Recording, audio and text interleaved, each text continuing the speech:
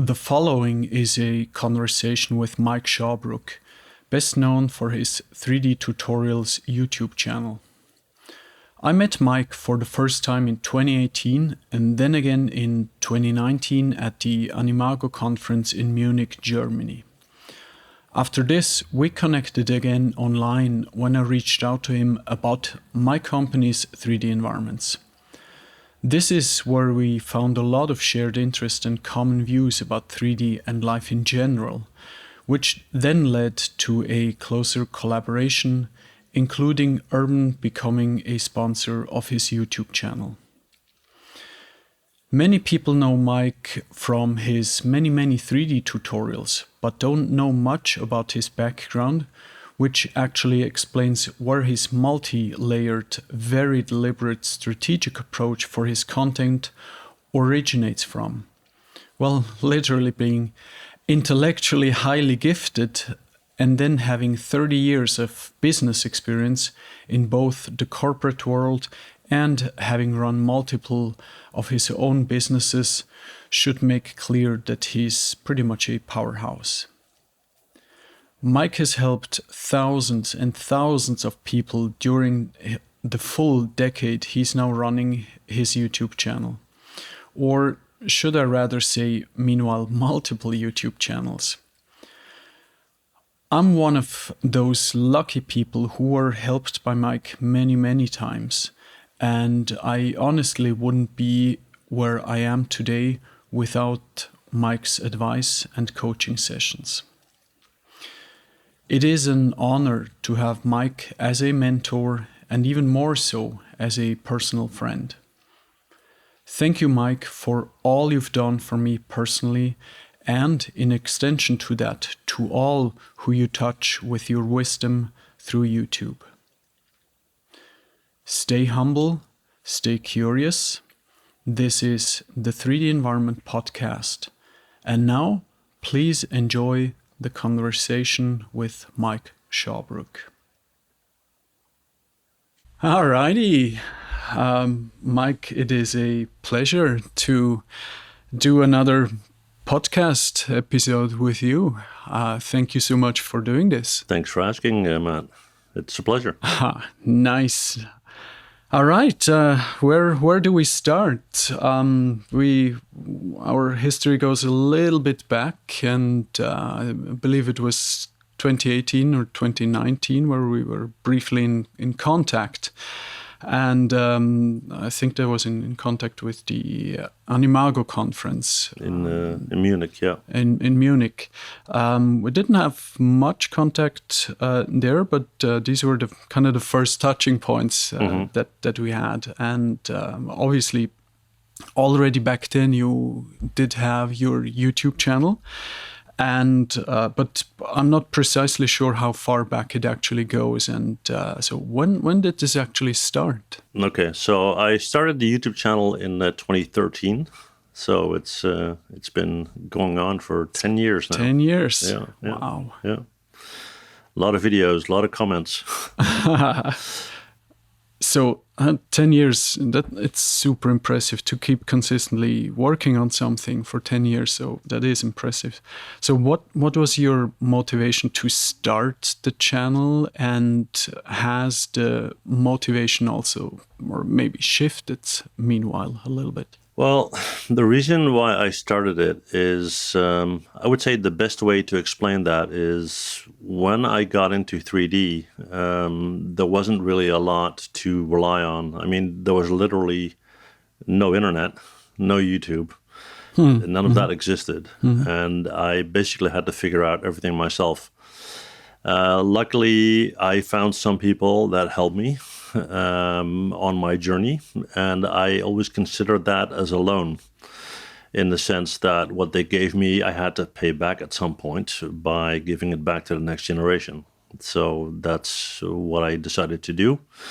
And as I was setting that up, I found that there are a lot of people around the world in situations where they don't have the means to go and follow a paid education, or they don't have the facilities or the knowledge in their area. So, by making videos, I made that available to them. So that was kind of the initial idea. To answer your question, whether that motivation has changed, I guess so. I mean, 10 years is a long time, many videos. And although the first motivation didn't change, the second motivation is that I wanted to help people prepare more for what's coming. And what I mean by that is those who are looking to seek a career in the 3D industry, entertainment industry, or other industry need to be prepared for that. Not only how to model, but also to understand the industry, what's going on in the industry, and what is the best way to prep for that. So I think that's the second thing that came into play.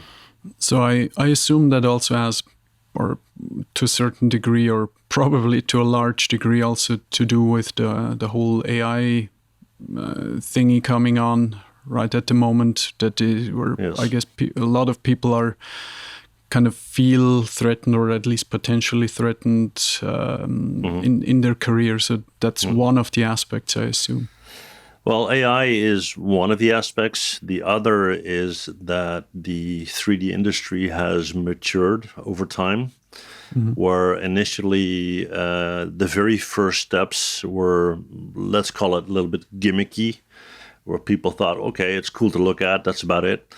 But the adaptation in the industries outside of the entertainment business are so vast that the whole role for a 3D artist has changed. Instead of just working as a 3D artist in the entertainment industry, you can now basically seek employment in any industry as a 3D artist. But that's actually a very interesting point, because it's even like the term 3D artist is something that is, or that these job descriptions are referring to, even though that they're not necessarily in an art-related industry. And yet still they are searching for 3D artists in mechanical engineering or other, or there are certain examples of that. Well, fair enough. I think that applies to more industries, but I think the element of artist in the name 3D artist is related to something different than what a lot of people think. If you look at artist as a creative thing in the sense of literally creation, I think meanwhile it's also more related to translation in the sense of what does my employer want? What does my client want? How can I translate that vision or that idea or that concept into something visual that will allow them to achieve their goal? And that doesn't necessarily have to be an artistic goal. It can be an ad on TV for soap, right? It can be anything. Yeah, no, that makes sense. But also the larger portion of that is that 3D as a topic, as you said, it has matured and it has become a lot more complicated, that you need a lot more specialist tools and specialist knowledge to be able to do said translation. Yes and no. And I guess that's something that we can dive into maybe later. But when it comes to translation, it's translation of the idea of a person or a group of people, right? And of course, you have all the elements, all the business elements that come into play. But you would think that there's a diversification because of all these different industries. You would have a specialist in the specialist 3D artist for the automotive industry, and you would have another type for the other industry, and so on. But the whole element of making that translation doesn't change, regardless of what industry you're working in, because it's communication skills, it's understanding what that person or that group of people wants. And yes, you need the technical skills to do the actual realization of the model or models. But if you can't get the message right, then the model will never be right. Yeah, but so traditionally that is something that was more kind of, as 3D artists, for example, that was for a longer time part of this, of the creative process, but it now, because of this, the discipline of this translation, it becomes more and more applicable also to other industries. Or this translation skill and not only the technical skill of the 3D tools, which do get more and more complex each? I think that's caused by a shift in the industry because it has matured. You already mentioned AI, right? Because of AI, a lot of the hands-on work may disappear or may change, but that puts more emphasis on your ability as a 3D artist to translate the message that you receive. I mean, after all, AI is AI, right? And what you put in is the definition of what will come out. AI doesn't have emotion, doesn't have a feeling, doesn't understand human connectivity, and that will never be the case. And I got this question a lot the last couple of years. Is this a threat? Will I lose my job? If you focus on the right elements of your job, it shouldn't be a problem. Yeah. When did you start kind of getting into computers, maybe in the first place, and then eventually get into kind of interested in the whole 3D sphere? When was this approximately? Well, by answering this question, I also will give an indication of how old I am. And I'm slightly younger than dirt. My first computer, which you could hardly call a computer, I bought with my pocket money in 1981. Long time ago. And this was literally a tiny, it wasn't even a personal computer. It was a computer-ish. It was a ZX Spectrum 81, Sinclair ZX Spectrum, actually. And I remember it like it was yesterday. And each little rubber key had like 7 functions, and it was ridiculous. Hooked up to a black and white TV with a little cassette tape recorder. And I was fascinated by it because it allowed me to create worlds that didn't exist. And it was literally a tool to narrate the story I wanted to tell. Problem was, there was hardly any software anywhere because it was a brand new concept. So if I wanted something, I would have to create it myself. In other words, I had to learn how to code, to write days on end to see a little cube in 2D float from left of the screen to the right of the screen. And I thought that was absolute magic. So you just mentioned coding. So you started you taught yourself how to code, because back then there was no internet, and there's probably only very little documentation of how to use let's say those machines, or those just concepts in general, or to get access to the concepts. How did you kind of progress in, let's say, coding, or what were types of things that you started with? Well, the good thing about coding is that it's very logical, and that's a thing I love. I love structure. I love logic, right? And when I started coding, you could go to the library, but the chances of finding a book on this topic were close to none. But even prior to internet, there was a thing called BBS, and BBS was a bulletin board system. So you would take your dial-up modem, you would stick your phone, so the receiver of your phone, literally into a box that would then call another computer directly, so a peer-to-peer link. And on that computer, there were files put there by other users, few and far between, right? And they would share their findings. So it was literally like open source. They would write documents on how they coded or what kind of code they used for their programs. And you would literally dial up that computer, and by doing so, occupying the one phone line in the house. So you would be yelled at quite a bit. And then you would download one of these files, you would read it, you would try it, and that's how you build up experience to write your own code. I mean, remembering my time when we had our first computer in the house, to me personally, it was a struggle because I didn't have an English education then, so I didn't, even some of the games we were playing back then, kind of also black and white games and so on, we wouldn't, or I personally, I wouldn't understand what even the manual would say, or or how to get into those things, because we didn't have a like as young kids, we didn't have any English lessons in school back then. How was this different for you? Yes, it was different because my mother language or primary language is English, because I grew up in Canada. And as a teenager, my parents moved to the Netherlands, where I currently live. So English wasn't a problem for me.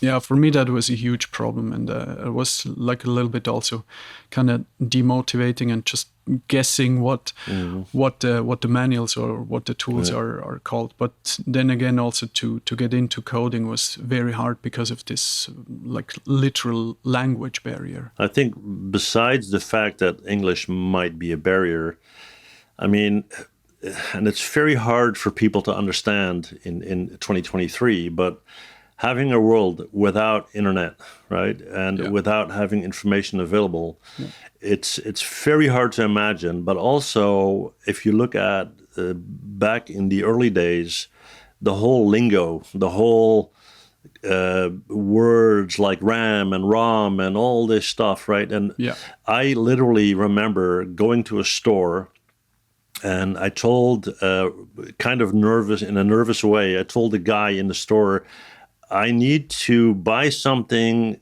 I believe they call it a floppy disk. And I had no idea what it was. Mm-hmm. And probably a lot of people nowadays don't know what it is. But Not anymore. It was a storage disk, basically, to hold data. Yeah. And one disk could hold 256K. So not terabyte, not gigabyte, not megabyte. No, 256K on the entire disk. Yeah. And the thing was like, I don't know, $10. Yeah. Which back then was a lot of money. So, you know, yeah.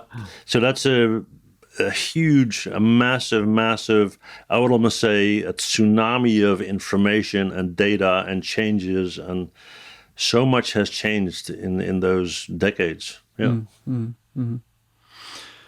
Very interesting. But to specifically get into kind of 3D, what was the point in time? I mean, we just discussed the kind of the first steps in coding and computers and so on. Do you have a specific kind of point in time or kind of recollection that you said, I see 3D as a thing to pursue? Maybe not now, but eventually. What was that? Maybe not pursue in the sense of a career or anything like that. It was more like going down the rabbit hole and to see what's out there. Mm-hmm. And I remember exactly when this happened. It was 1995. And it was 1995 because that is the year when Toy Story 1 was released by Pixar. Now, I was reading up on John Lasseter at the time, who was an ex-Disney employee. He asked Disney if he could create a short film using a computer. They finally said, okay, and when it was finished, they fired him. Because they didn't like it. They thought they would all lose their job because of it. And so he was employed quickly after. Mm-hmm. And he ran into George Lucas, who was working on Star Wars, and needed a scene where the Death Star was exploding, and asked him to help. And that was basically the basis for Pixar. So they worked on Toy Story 1. It was released in 1995, and it blew me away. I mean, it's hard to imagine for people now with all, the Marvel movies and everything, but seeing that in 3D, I thought it was like magic. And I thought for me, that was a way to kick open that 2D door and step into the 3D world. So I had to get a piece of that for sure. Mm-hmm. So that's when that happened. Mm-hmm. Kind of the beginnings of 3D, it's so impressive to see. It wasn't too long ago, I think 1.5 years ago, I rewatched the first Tron movie, which I believe was released in 82 or so. And just during the whole length of the movie, it's a long movie. It's way longer than 1.5 hours. It's almost 2 hours, I believe. And what was incredible to me is that almost every scene or almost every, let's say, part of the movie, they reinvented or they created entire new formal languages in the environments. And even just if you would say as a, let's say, as a hobbyist with today's tool sets to recreate those animations and those environments with the colors and all of the changing patterns, even today as a creative task, would be daunting. And so the scope of work for the times back then, it's incredible. It's absolutely incredible. Yeah, I agree. And I remember that movie, obviously. I forgot to mention, but one of the reasons why I got into 2D and later in 3D is because I'm a huge movie nut. So I remember that movie, and I dabbed a little bit with 3D even prior to 1995, but it was more like wireframe cubes rotating on a screen. And Toy Story 1 was shaded. Well, not shaded. It was textured. I don't believe it was shaded, but it was textured, and that gave a whole new dimension to it. Right now, what I love about any industry where they're in the pioneering phase is it's always a labor of passion. Right? It's not about making money. It's about, can we make this work? Yeah. And in the early days with Pixar, there was very much so. Oh yeah. And they would live off of cold pizzas and Coke and work 7 days a week to get it done, and their heart and soul went into that, and that's what I loved about it, and it showed. Right, it wasn't a product; it was a story to tell.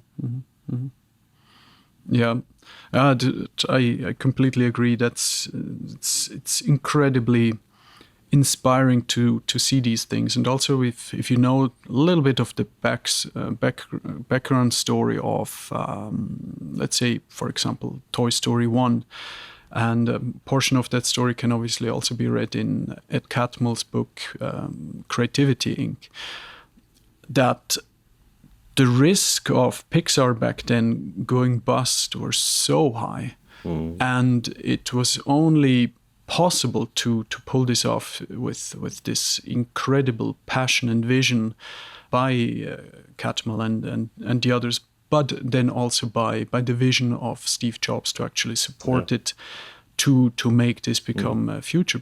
And that just needs a pioneering vision. Otherwise, this would never have happened. Most definitely. Yeah, I actually forgot to mention that Steve Jobs was the money man back then.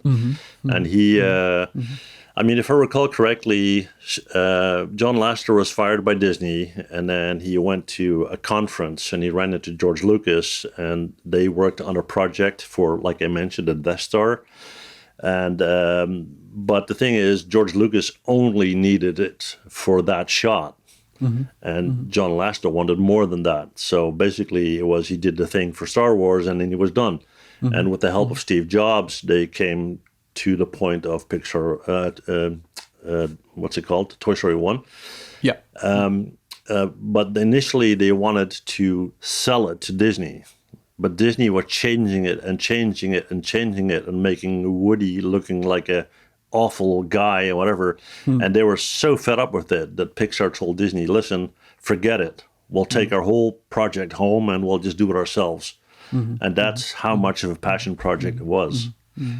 And a lot of these movies, after 1995, each movie would represent a challenge, a technical challenge. Yeah. We need to have hair flowing in this movie. How do we do this? How do we develop the software? Very cool. Yeah. Nice. So going a little bit further back in time, kind of to the time before your YouTube channel, you actually have a complete different background, and you also used to work in different corporate jobs. Can you give us a little bit of a background on that, on your education and kind of a career overview over what the times were before the YouTube channel? All right. Well, like I mentioned, back in the 80s, I was heavily into what then was called a computer. I think now they would call them home computers or whatnot.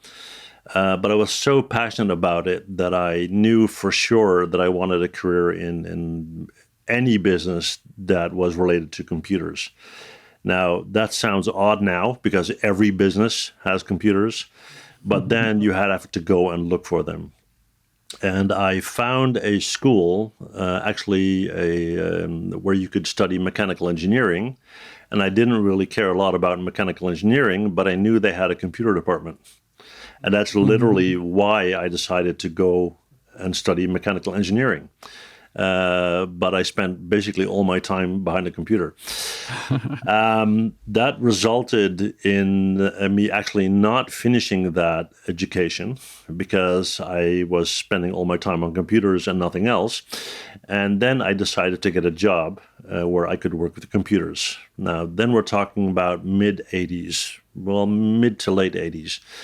And I started working for companies that were heavily into computers, and I actually wound up in the IT industry initially. And from there, I kind of climbed the corporate ladder, I guess, if you could call it that. And I basically almost spent 30 years of my life as a corporate consultant, as a director. At some point, I was responsible for Europe, Middle East, and Asia for basically every process they had in very, very large companies, 150,000 employees or more. And I would be traveling all over the place fixing problems. I would be working with airlines, with banks, redesigning their processes, mergers, acquisitions, all that kind of stuff. So very much not 3D. That's super impressive to hear. Or, I mean, probably not a lot of people know about that background, but it's like almost, you just mentioned it, almost 30 years of time not doing anything directly related to 3D, right? But there's a reason for that. I mean, even now in 2023, if you say, I want a career in 3D, there will be people telling you, well, you sure that's a good idea, right? What about the safe bet? What about getting a regular job and that kind of thing? Now, imagine the same question 30 years ago. Most people never heard of 3D, let alone that being an occupation, right? There weren't any schools to go to. You couldn't. There were no schools to become a 3D artist. So where was I going to go? So it was designated as a hobby, right? And that's it. And I mean that stigma definitely still exists. I would say because it's. I mean, we mentioned the term before, like 3D artists. There's this connotation with art, even though that a lot of industry processes, and especially on the, let's say, production lines or factory planning, and look at digital twins of everything, of whether of cities or of museum, like sculptures that are digitized as preservation, or kind of as what's it called, kind of to preserve a digital version of the object long beyond it would have crumbled into dust, right? But there's so many industries now that are where 3D in general is just fundamental, but there's still this stigma of that it's just kind of something that is not necessarily a pursuit to career in itself. I think maybe the term artist is related to its origin. I mean, it started in the entertainment industry, movie industry, game industry. So then the word artist kind of makes sense. Nowadays, I like to compare 3D art with a light switch in the sense that, you push the button, light goes on, but nobody has any idea why, right? But they don't care. And when it comes to 3D, you literally see 3D every day, all day. If you turn on your television, you're going to see 3D, whether it's a car commercial or whether it's the latest shoe developed by Nike, it's all 3D.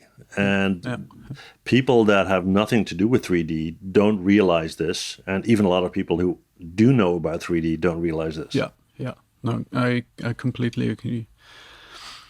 Looking back at this, let's say, corporate career which you had, where you mentioned you were kind of in a lot of different companies doing a lot of different types of jobs, types of different roles.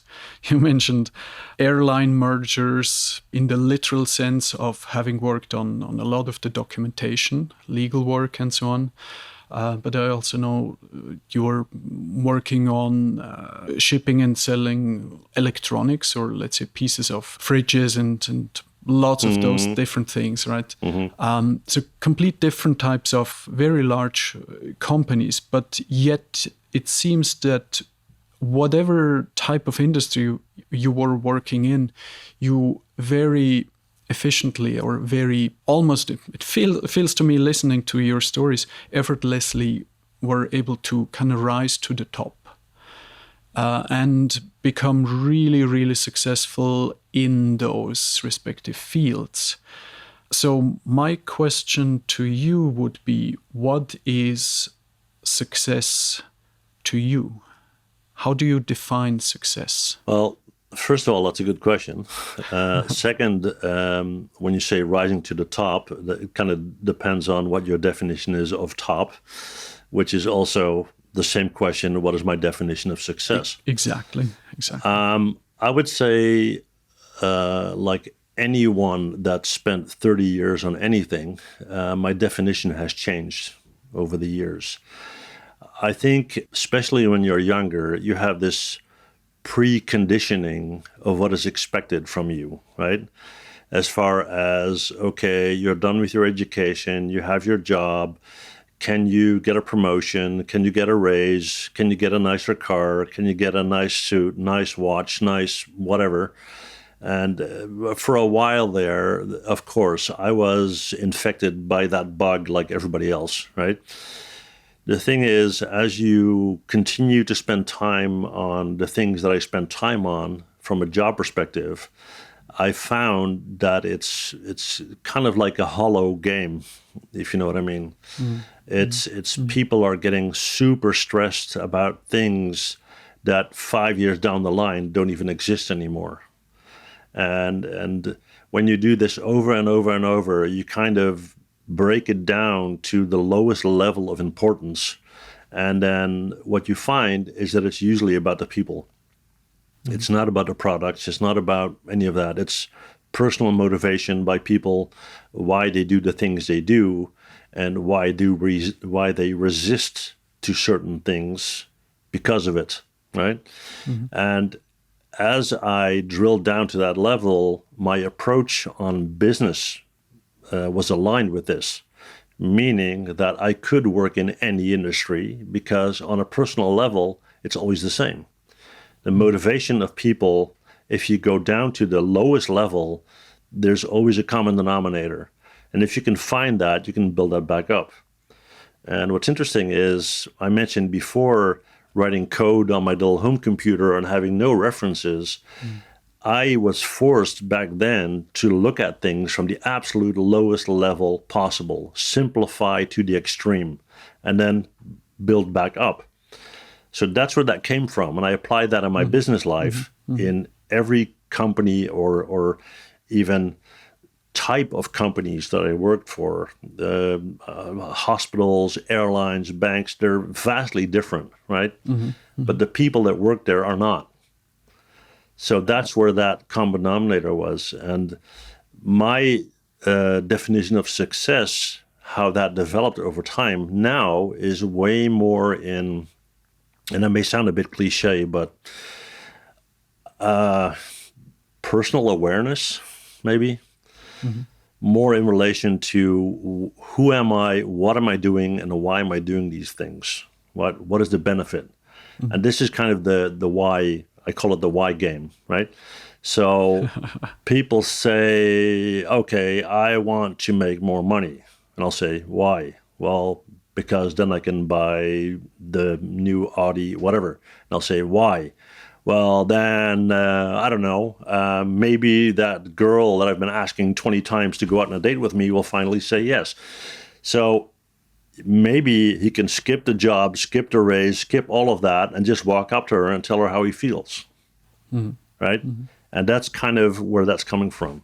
So my vision of, or my feeling what success is basically how does it make you feel, but from on a genuine level, and not other people's perception, right? Oh, I'm successful according to other people, so I should feel good. Does that make sense? Yeah.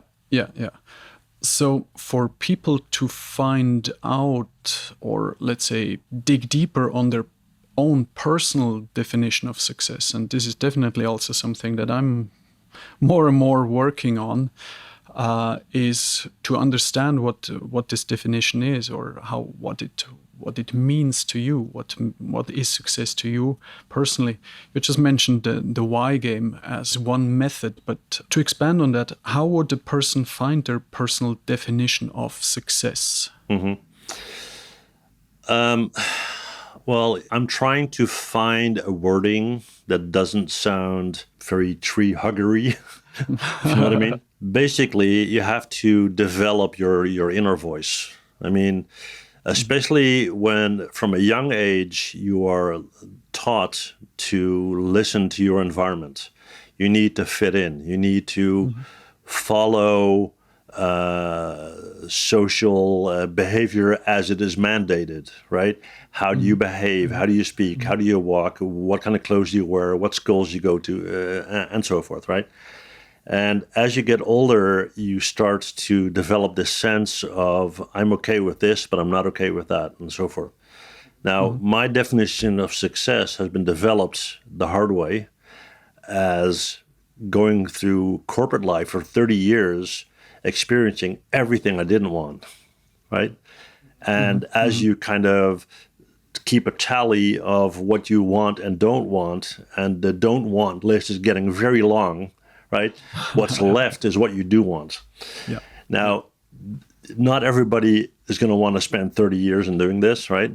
So that's why I came up with that why game. If you really get to the essence, and people will say, why do you want that new iPhone 15?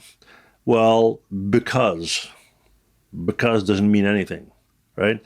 And if you can really get to that core level, because it makes you happy for 3 minutes when you get that new box in your hand, or because your friends will think you're awesome, or what. And every time you give an answer, ask another why until there's no more why to ask. And then you get to the core of what makes you tick, right? Then you put them in order. Which one is on the top of the list? And then you know who you are and what you should want to aim for, which is very hard because you will go against basically what society is telling you, possibly, right? You're supposed to follow the social rules. You're supposed to do what everybody is doing. Well, if you do what everybody's doing, you're going to get what everybody's getting. And that might not be what you want. Yeah. But it needs a really, really honest and open dialogue with yourself, and trying to also kind of, while digging deeper, trying to really figure out which of those aspects are kind of received by, let's say, by parents, by society, and so on, kind of the core values, but also then go in and ask yourself, are these really truly my personal values also? And question those also. And that's really hard. That's really hard, right? I spent 30 years on that for a reason. Yeah. It is very hard. Yeah. That said, though, I mean, times have changed dramatically, right? I mean, it's a blessing, and it's also not a blessing in the sense that when I was 15, life was simple. It was very simple because I did what I was told. That was basically it, right? And if I wanted to go do sports in the weekend, it was, okay, you can go and play soccer or nothing. Yeah. That's the only thing that was out there. Yeah. Now there are tons of choices, and there's so much pressure on young people because they have to basically make career decisions when they're 5, right? It's ridiculous, right? And they're prepping for that. So the outside influence and the outside pressure on young people is extreme. Now, You could say, well, why? There we go, the why game, right? Because we say it is. Who's we? Yeah. Who is we? Well, parents, friends, teachers, etc., etc. So there's this funny phrase where people say, I refuse reality and replace it with my own, right? That's kind of where I'm coming from. I'm like, okay, if I do it my way, what would the consequence be? And will these consequences feed what I want?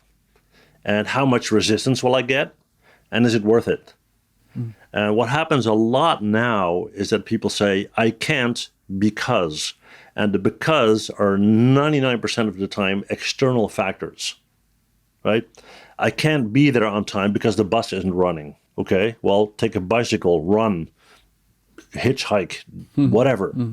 And when you take control over that process, you'll find that you can do a lot more than what you thought you could. Yeah.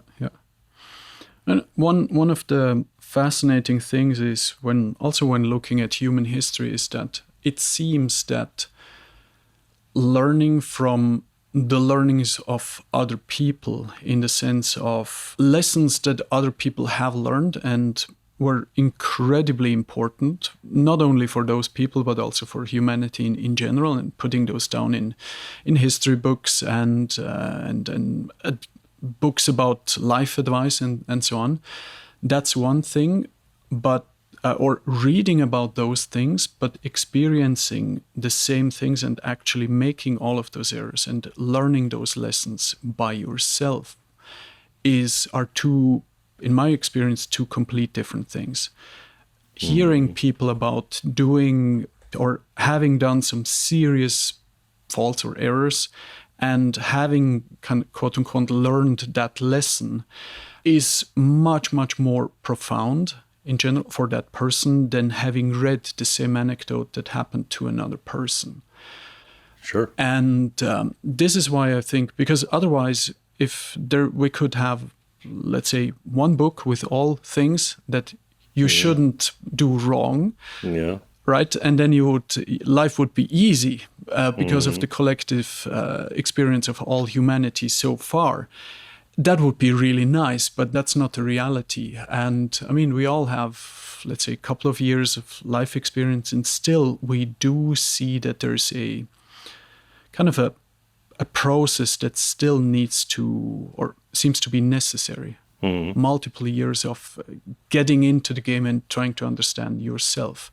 I believe there's no shortcut to that, but one of the tools, you mentioned that, and I love this, the why game is definitely one of the, let's say, it's almost like a catalyst. If you're aware of the process and aware of all those social dynamics and your own interaction and needs and desires in life, you can actually drill down like a computer code, trying to track down what it is, what is it that is deep down motivating you on a personal level. It's almost like a school project. I mean, students spend a lot of time on projects, on making things or developing things.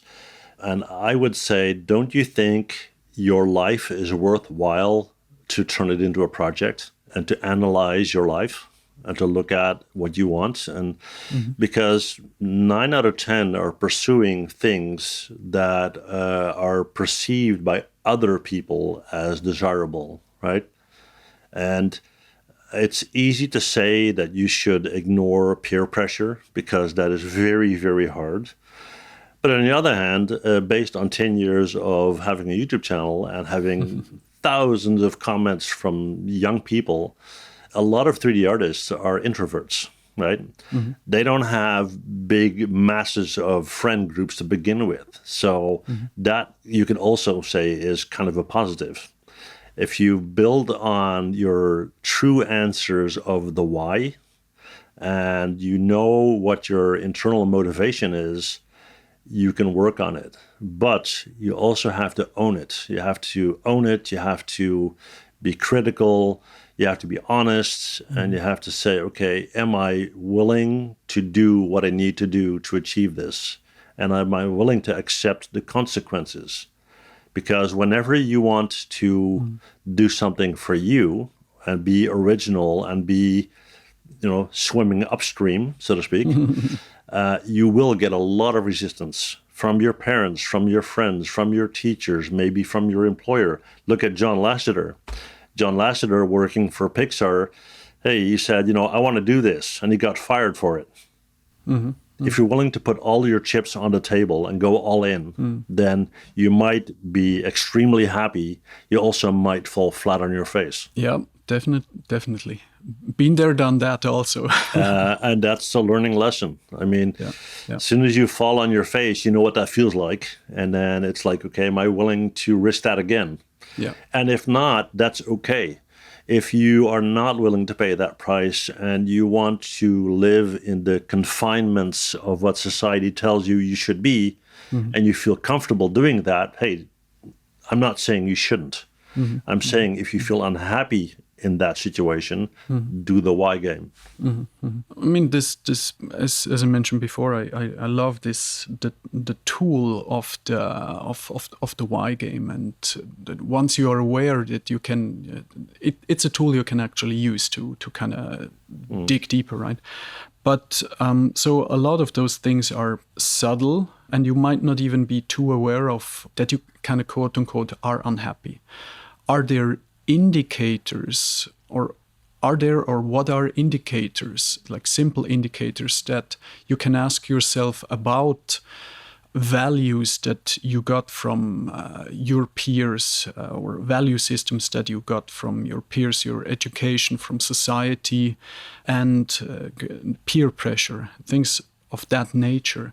What are those indicators, and how can you kind of even start seeing them as such? Well, that's a tricky question, but the thing is this: if you, in essence, believe that the internal motivation of every person is a thing that's there, although each person might have a different motivation, you can figure out whether somebody's happy or not. I mean, we live in a unfortunately fake world. If you go on Instagram, everybody's happy, right? Nobody is going to post an image of their most recent fight with their girlfriend, right? It's always they're on a holiday, they're on a white beach and whatever.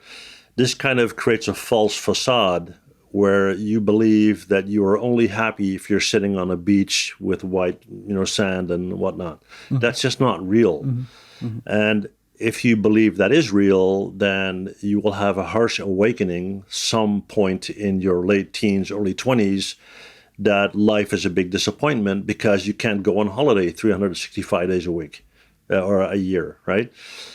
So it starts with getting real. And getting real means life isn't always easy, and that's fine, right? I mean, you shouldn't have your life crumble because you had a bad day, because tomorrow, hopefully, there's another day. Yeah. And if you keep things relative, right? I got a head over my roof, I got food to eat, I'm warm, right? And I'll make it work. That allows you to make critical choices. Like, for example, John Lasseter, right? Just to stick with that example. His lifelong dream was to work for Disney. He literally applied, I think, 19 times to work there. And he finally got hired. And when he was working for Disney, he decided to risk it all. And got fired for it, right? Fast forward X number of years, Disney goes out and buys Pixar. Yeah. So he was right all along, right? Yeah. If you look at every successful person in history, and successful as in what most people define as successful, look at Steve Jobs, right? High school dropout. Look at John Lasseter, got fired. These are people that walk their own way and their own path and follow their own directions. And as a result, they get penalties for it by society. Who are you to stick above the masses? Who are you to swim upstream? How dare you? Yeah. Right? Yeah. I love the example you just gave before regarding why can't I go to holidays 365 days a year, right? Now, let's say if this is your definition of success to be able to do that, let's assume you have reached that. Wouldn't you get bored out of your mind if you could actually do that? Of course. You would. Right, and Yeah. and there's this one lesson by Alan Watts, which I heard or listened to. It's about half an hour long, and he had like hundreds of lessons. It was about what is the true meaning, or what would you, if you could become a god, what would you do in the end that makes you happy? And it's I don't know the title of the lesson. I can track it down and put it into the description of the podcast. But it kind of goes exactly in this direction. If you could choose whatever you would want, the end goal would not be to not have to work again and could just enjoy, let's say, champagne and private yachts and planes, and that wouldn't make you happy either, right? So, and this is exactly where the why game can come in. If you would reach it, why would this be desirable? And what would actually, or kind of another why question is, what would you basically motivate you to keep doing it? Or why would it derail eventually? And this triggers another level of inner reflection. It does, for sure. I mean, if you go down deep enough in every single person, people are basically mammals, right? And people are also hunter-gatherers. Okay, so what we live off of is a reward system. We hunt, right? In the traditional sense, we hunt and we have food. So that's your reward. You put in a lot of work, a lot of effort, and then you have your reward, which is food, so you can sustain yourself and live another day. That's kind of the idea. Now, when it comes to being on a beach somewhere in a tropical resort, that is supposed to be a reward. So you can reflect on all the hard work you did to be able to do that, right? You can chill and relax and sip on your daiquiri, whatever, with the little umbrella thing. And you're enjoying yourself because you're decompressing from all the stress and hard work that led up to that point. That's literally your reward. Now, if you take away the effort, then it's no longer a reward. It becomes meaningless. It's day-to-day life, and therefore it's meaningless. Yeah. And I always compare it like this. If you have a 10-year-old child, right, and he or she is saving pocket money to buy a bicycle, okay? Now, when it becomes dark outside, they'll go outside, take their bicycle, put it inside, put a lock on it, right? If you have a child that gets everything gifted, oh, I want a new bike. Oh, last week I had a red one, but now I want a blue one. So they get whatever they want. That bike will be lying outside somewhere on the street because they forgot to bring it in, because it has no value. Yeah. Now, if your value system, again, is defined by others, eventually it will have no value to you because it's not your measuring system. Yeah. And there's for every enjoying a reward, like, for example, a nice beach holiday, for example, that eventually, because of, let's say, human nature in general, this will fizzle out. It will have, or the timer, once you start actually enjoying these things, there is a timer that ticks down, but eventually it will get stale again. Of course. Right. And this is where it will have to continue. I think the Americans say work hard, play hard, right? I mean, the best example I can give is this. Everyone has seen a marathon at some point on TV or in real life, okay? So people run, 40 point whatever kilometers, and they cross the finish line and they raise their arms up and they're exhausted and they're sweaty and they're hungry and they're, they made it, right? And this is like a highlight of their life. Now you take another person and you put them 5 yards in front of that ribbon and say, go. So they run 5 yards, go through the ribbon. They don't experience any of that. Yeah. Because they didn't have the pain, they didn't have the struggle, they didn't have the training. So it doesn't mean a thing. Yeah. And that's why it's so important that your value system is your value system. Yeah. That's an incredibly great analogy. that marathon, because your desires, your values. I mean, some people have some, I don't know, get something out of marathons, but that doesn't need to be the right thing for you. It's the same thing applies to Instagram, right? Kind of seeing the life on yachts, the life on white sandy beach. Sure, this might be something that in society in general is accepted as quote unquote you made it, and that's a goal worth pursuing. But is it really? And then the why game comes in, right? I can almost say, and I obviously don't know every single person on the planet, but I can almost say, based on 30 years of work experience in a corporate world where people were making 6 and 7 figure salaries, right? And having private jets and having yachts, and every single person that I ever talked to in that income bracket, they were miserable because there was never downtime, ever. Yeah. And I was the same. I was literally on holidays, right? And I would sneak out of my hotel room and I would have my laptop and my phone. I'd be on conference calls and I would basically sign away my soul in blood almost, right? To be able to live that corporate world and to be able to make that money. And I decided at some point that my freedom of choice to relax if I wanted to was worth a lot to me. And,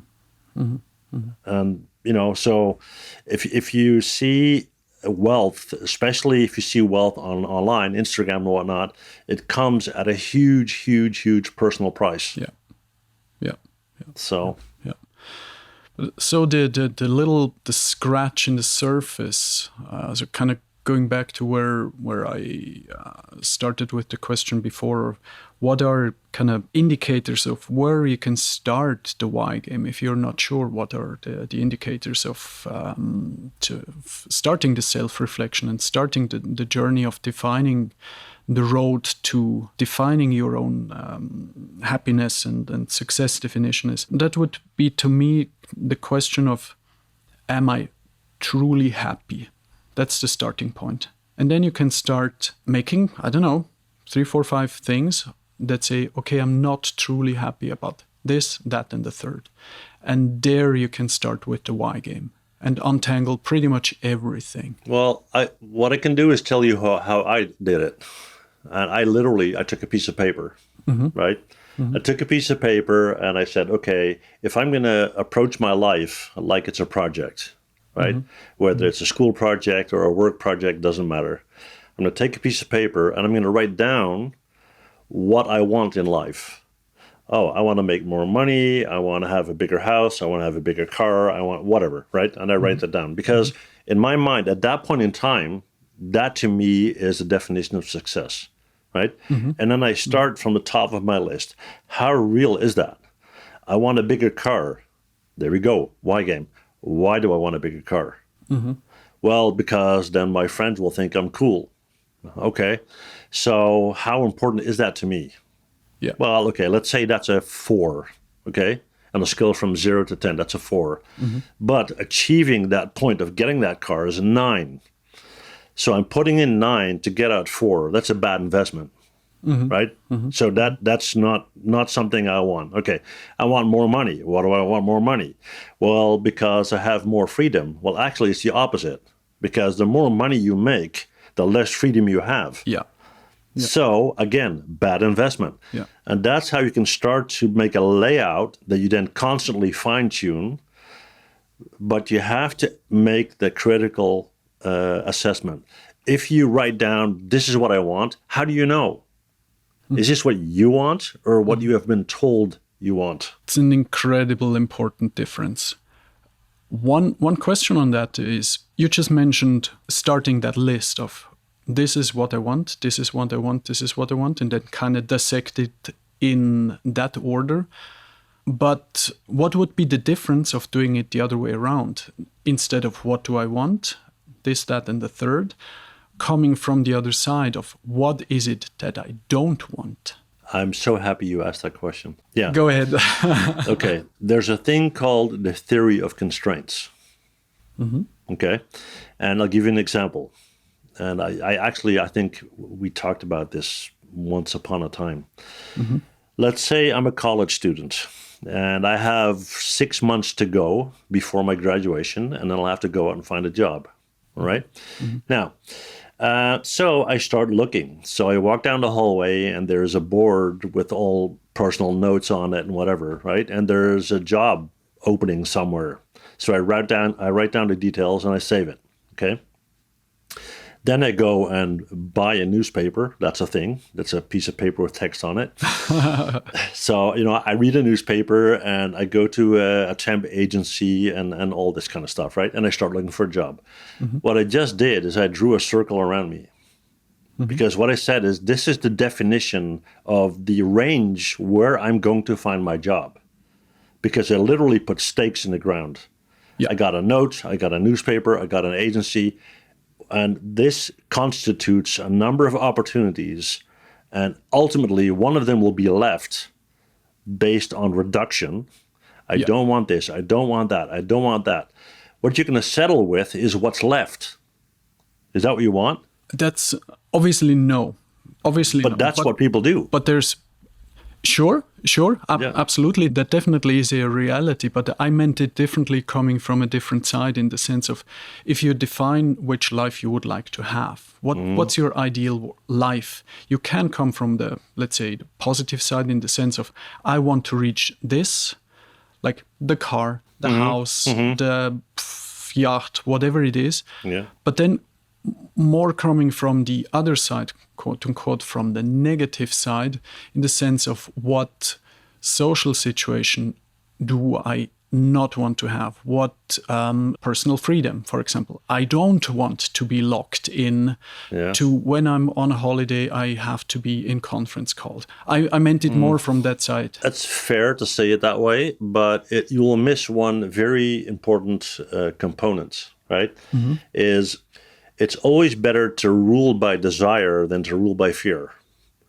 So if you define things that you don't want, then you're spending all your time running away from them. Yeah, and if you want something, you will run towards it, even though you will have to do things you don't like, because it's worth it. So if you look at it from an investment standpoint, like I just mentioned, okay, it's going to give me a 4, but it's going to cost me a 9. You will know, all right, if it's the other way around, it's going to give me a 9, but I will have to work very hard and I'll have to go through situations I don't like. But at the end, it's worth it, truly worth it for me, and not for what people think I should want. Yeah. Right? Yeah. Yeah.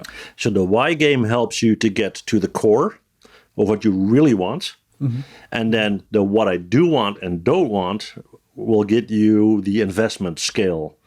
So that's something I really, really want. How much do I want this? How hard am I willing to work for it? I mean, a good example is people that train for the Olympics. They might train for 4 years or 8 years or 12 years, 40 hours a week, insane training regimen, etc., to perform in a swim event that takes 3 minutes, right? And if they get an injury 2 days before the Olympics, they just spent 12 years for nothing. Now, talk about personal drive. How sure are you that that's what you want? What this will tell you is, it's not about the 3 minutes. It's about your life fulfillment. These whole 12 years are equally important as those 3 minutes. The 3 minutes is the reward on the beach. Yeah. And this is another great analogy, to a very similar example to that, a little bit more extreme than marathon before. But again, analyzing this with your personal values. To certain people, this is perfectly good, and this is the path they choose because they like the rigorous regimen, the life organization, and so on, and the tiny, quote unquote, the tiny reward at the end. But this might not be the thing that is suitable also to other people. That's fair, but you also used the phrase personal values. Yeah. What are personal values? And how personal are they? Yep. Have they been given to you?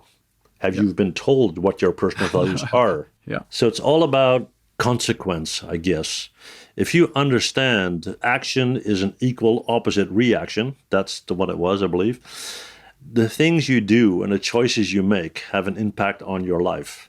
And if you willingly make these choices, it's fine. If you're in college and you say, well, I'm not going to go to class and I'm going to be drunk every night and I'm going to, do whatever, the consequence of that might be that you don't graduate, right? Is that okay for you? If you're totally fine with that, hey, go for it. Yeah. Your parents paying for the education might not be thrilled about it. But somewhere down the line, if you are wondering why you are living in a trailer park and why you can't afford a house and why you can't afford the car you want and whatever, hey, that's a consequence of choices you made.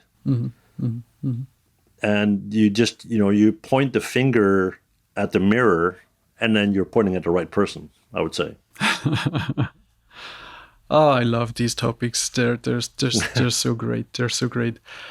But let's move a little bit more in the direction of the lesser known business sides of your career. So you are or were a fly fishing instructor, and Correct. You worked in some complete different fields. Explain a little bit more, or can you give us a little bit more of a context there? Because it's something completely different than your quote-unquote corporate background we talked about before. Well, first of all, it's good to notice that during my entire working career, and this is during, not after, right? During this time, I had several companies that I started, that I sold, and in vastly different areas. Like you mentioned, I had a fly fishing school, fly fishing instructor, European and US certified, or European and international certified, I should say. Also a survival instructor. I had a import-export in steampunk products. And you could say, well, where on earth is that coming from? Yeah. It's the desire to have an interest in something and to kind of break it down into pieces that will allow me to fully understand why I enjoy it. So I literally, to give the example of that steampunk thing, I very long time ago saw something on TV and they mentioned steampunk and I had no idea what it was.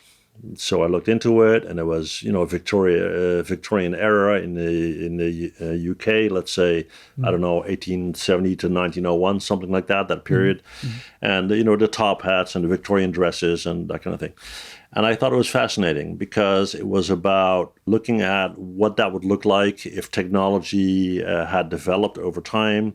And, I studied mechanical engineering, so I thought that was kind of cool.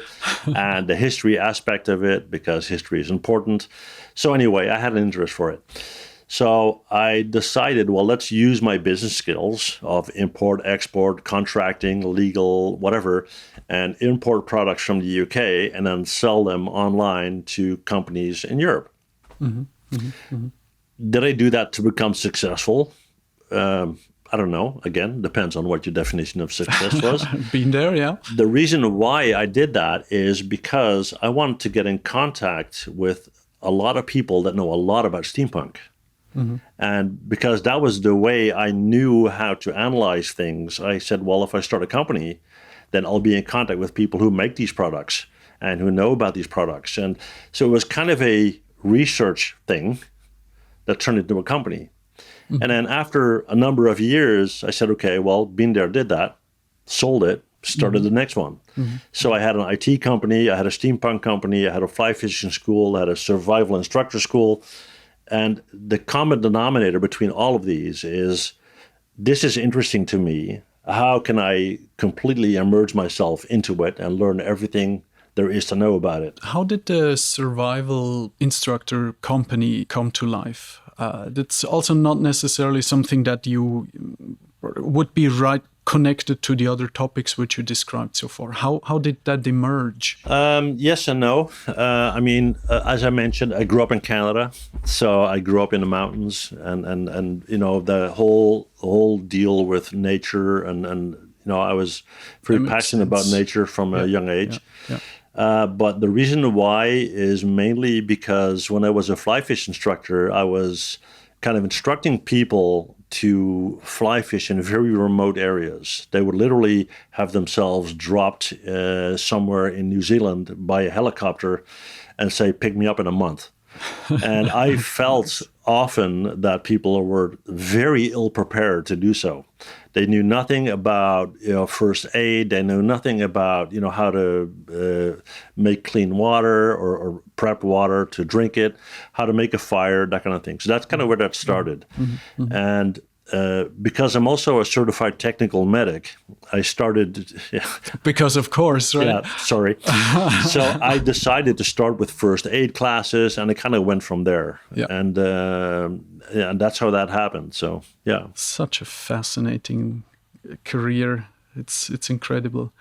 So many different facets. And what would you say are the most positive learnings from all those aspects of the careers you had before in corporate, but then also in extension to these other fields you just described? I think the main takeaway of all of this, and then, as you mentioned, my corporate work and all the other activities, I think is that I developed the ability to get insight in what I'm doing, why I'm doing it, and whether it's beneficial for me or not.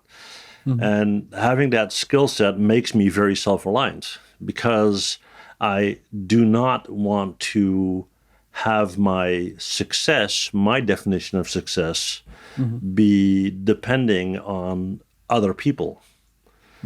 I want to have control of my own life, right? And there are situations where people will start a sentence saying, well, it didn't happen because...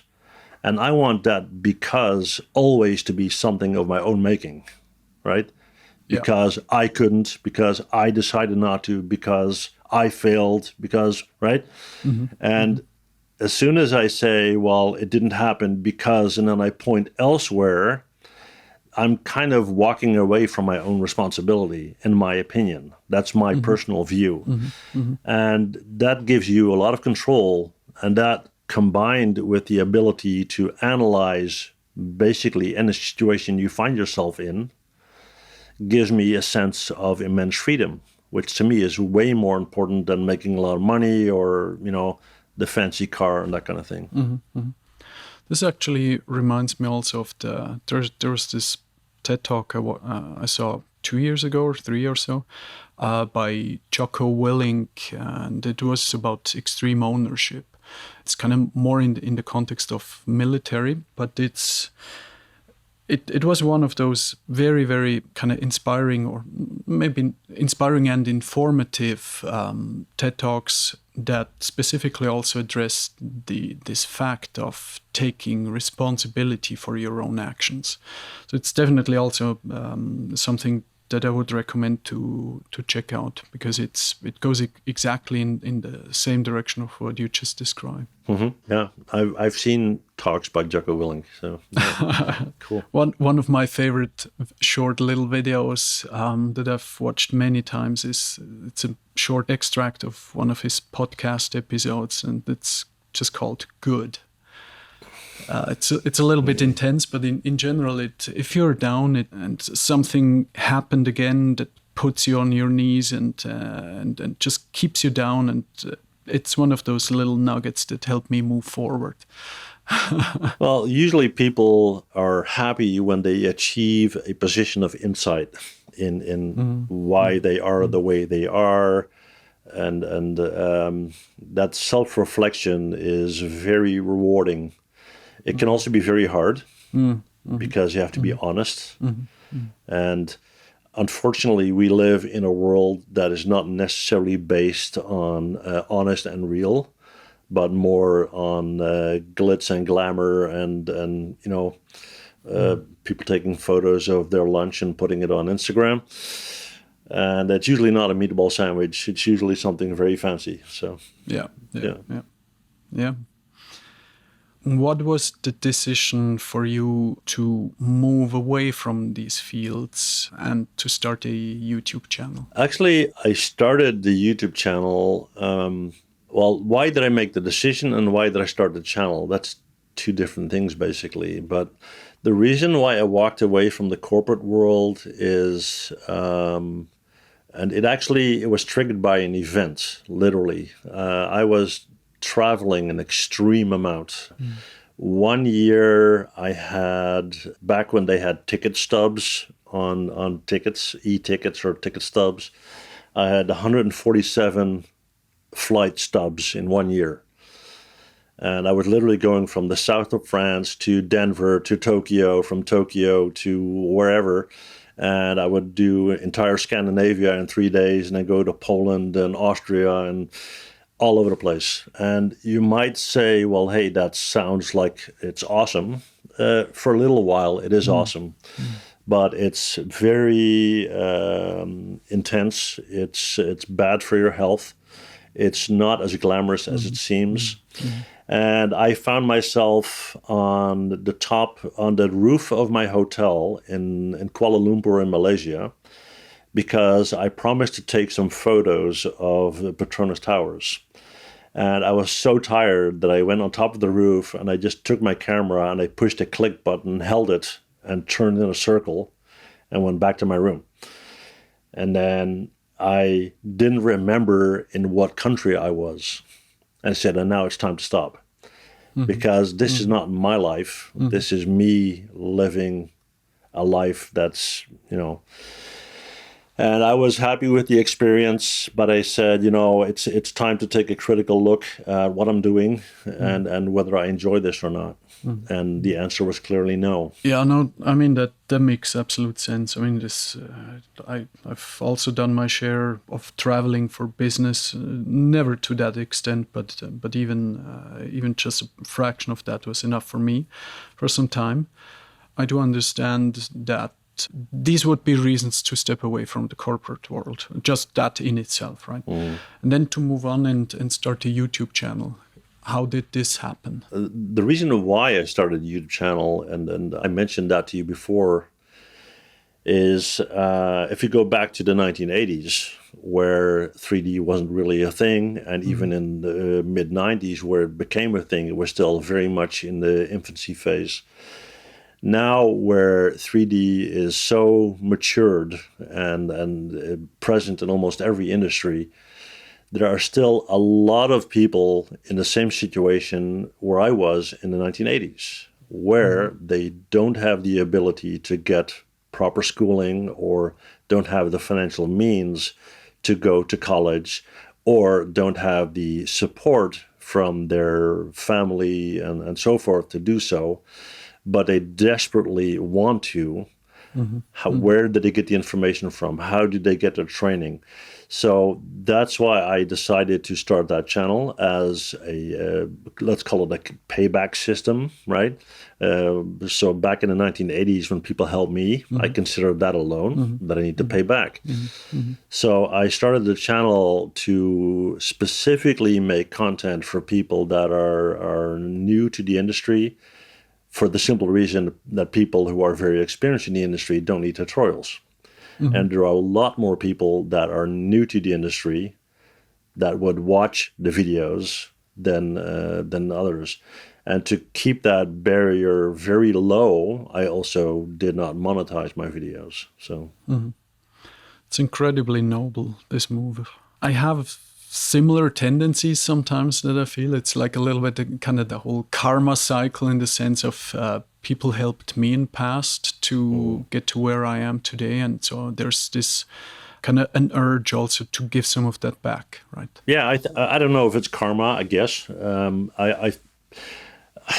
We talked about personal values before, and being in the corporate world, I've met all sorts of people, and not always necessarily very nice or ethical. Or, of course, I met a lot of people who were, but I also met a lot of people who were not. And I believe if you finally find your pure personal motivation, which is really yours and you can own it and be responsible for it, then you should act on it. And I think helping people is a good thing, but mainly helping people who want to be helped, which is a big distinction. Yeah. And these people, you will definitely reach them. You will also reach other people, but I guess those people can take the most away, while the whole information provided will be, let's say, less valuable to them. But I think that's also okay. It's interesting that you say that, because I get a question a lot: why do you make quote unquote simple tutorials? For a couple of reasons. One is, like I said, tailored to people that are starting an industry.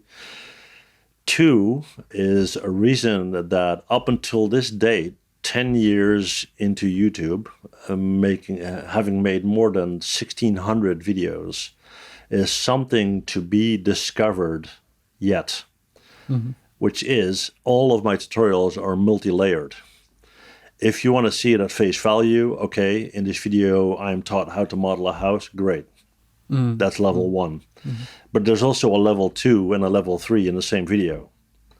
And I specifically just said, I want to help people who want to be helped.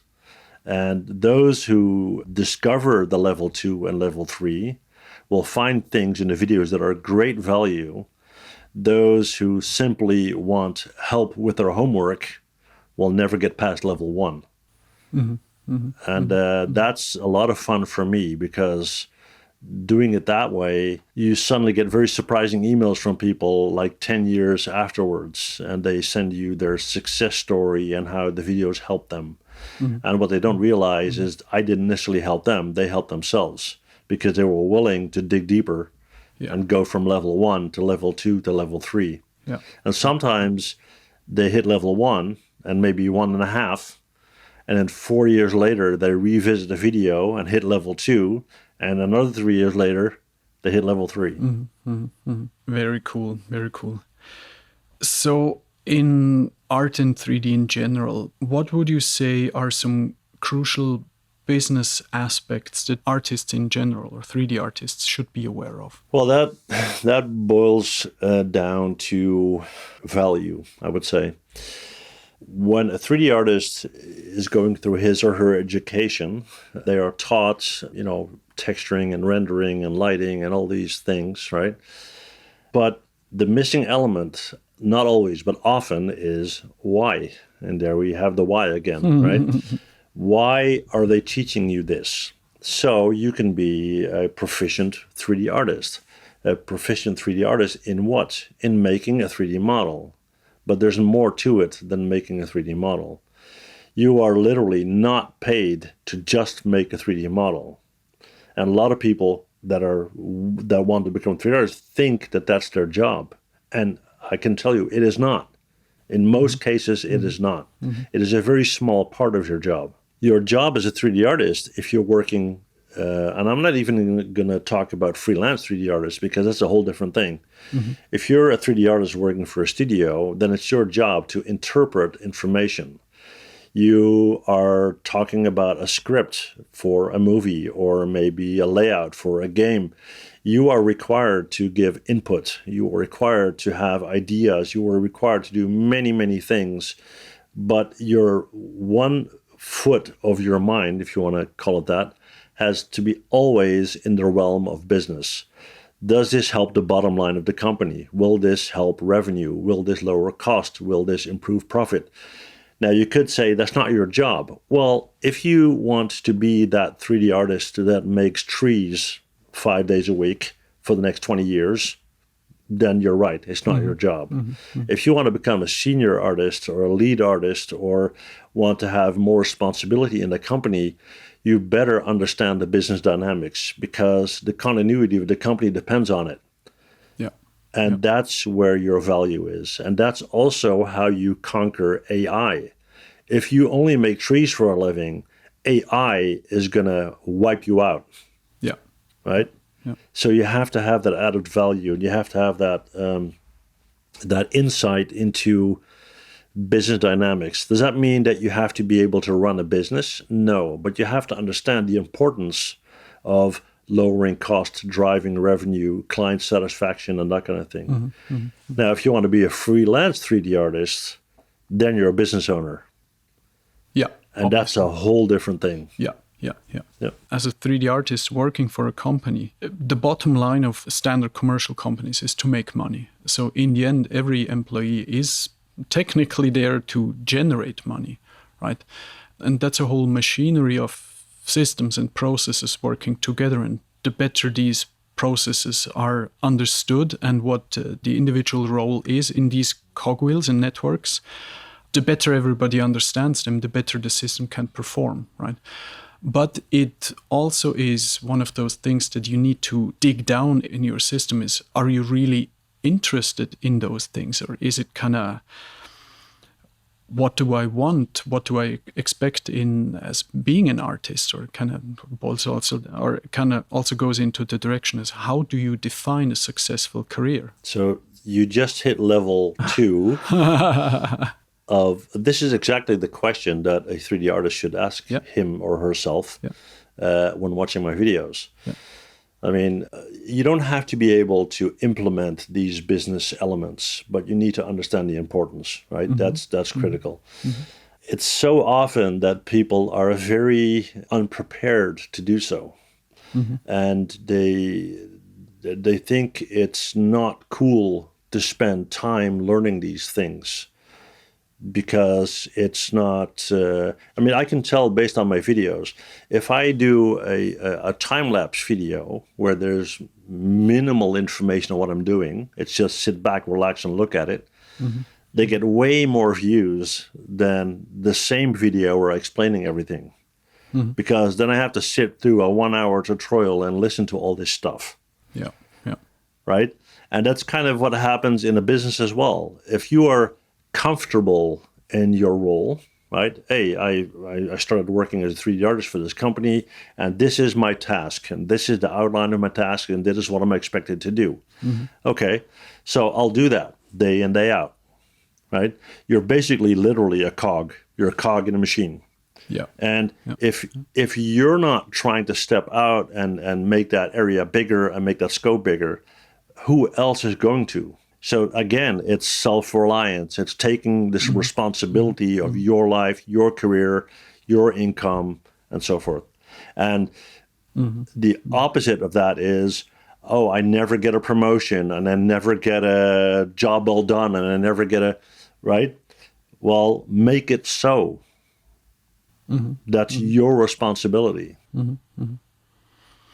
Yeah, there's always two sides of, quote unquote, making a career. It's the value that you derive from your work and, let's say, a salary, but it's heavily linked to your work in the context of the business, so that the business can actually continue and be successful. And this is one thing that I usually see that sometimes is completely misunderstood, because it's very often thought one-sided. But there's actually this dualism that it has to work for both sides, because there's mutual interests to go into a better, more successful future for both, let's say, the artist or an employee and the company at the same time. Obviously. I mean... I don't think this is obvious, right? Well, for me it is. But I had to learn this, and also this is why it's so interesting to kind of trying to understand the motives of people and understanding that a lot of people, including myself to a large degree, still don't understand what motivates them, kind of the definition of success, what is the definition of a career. These things are incredibly important to understand, and it takes a very deliberate effort to be able to grasp these concepts to move forward and become successful in that definition. But it all boils down to human connection, whether it is to your, let's say, boss, to your co-workers, to your family. Right. In the end, it's all connected to your role in society. And it's not just, I want to be successful by earning a lot of money. It's way more complex than that. I mean, I know it's a massive cliche to say that money isn't important. it is important, but it's not that important. And having or making a lot of money always comes with a price. Whether it's risk, it's health, there's always something Talk going about on. burnouts, right? Oh, yeah. Then suddenly money is not so important anymore. Right? Exactly. And I mean, as you know, I make videos in Maya, and in Maya you have active and passive rigid bodies, right? And I think that's a good comparison because a lot of people are very passive in how they generate an income. It's retroactive. Oh, you asked me to do this. Okay, I will do this. But if you take control as an active, let's get rid of the word rigid because don't be rigid, be flexible, right? So an active, flexible body, is how can I do more? How can I understand more? How can I contribute more? If you look at it from the hunter-gatherer type deal, right?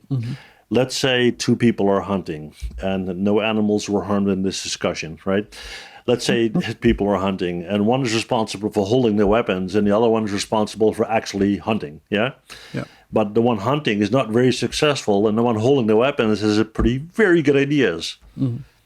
If he doesn't express them, he's going to go very hungry, right? If you don't help the company you're working for to be more successful, first of all, you're never going to add more value. You're probably not going to get a promotion. But the risk here is that you do this and you don't get a reward for it, right? And that's also your responsibility. And if you are honest and respectful, you can have that discussion. And you should do this based on merit, not based on because I want it. I want this because. Explain what you have done, explain what you are doing, and explain the value of it. And if that's a reasonable conversation that you have, it's very reasonable to be compensated for it. A lot of people wait for 5 years, 6 years, 7 years. I've been working here for 7 years. I've been working my butt off. I never got a raise. I'm fed up with that. I'm leaving. How many conversations did you have in those 7 years? Yeah, but they should just see it. No. It's your responsibility. That's another great analogy, right? With the tribe that goes and hunts a mammoth. It's like everybody would like to be part of the tribe that is able to hunt and kill a mammoth. But it's only possible if everybody sticks together, right? And there's some people that take mortal risk. And others that stay away 500 feet and then go back to camp and say, look how great I am. Exactly. But that's exactly the point I'm trying to make, right? If you want to be rewarded as being, or you need to step in and actually take a portion of that risk and work smart together in a team to be able to bring down a mammoth in a tribal society.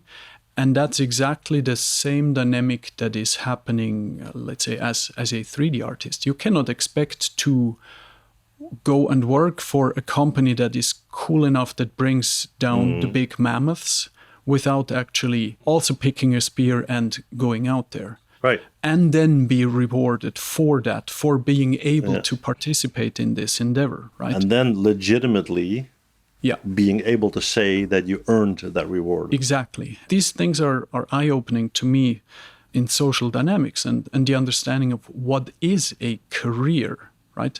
If I'm part of a tribe that brings down the mammoth, what is my personal experience if I say, the guys out there, they are actually bringing down the mammoths, and I'm kind of, am I really proud to be part of this tribe if I don't participate and actually help? And this is kind of where the social dynamics are so interesting, that the personal definition of a career is so tightly linked to the success and getting your hands dirty and teamwork, right? For sure. And these dynamics changed dramatically with the introduction of the internet.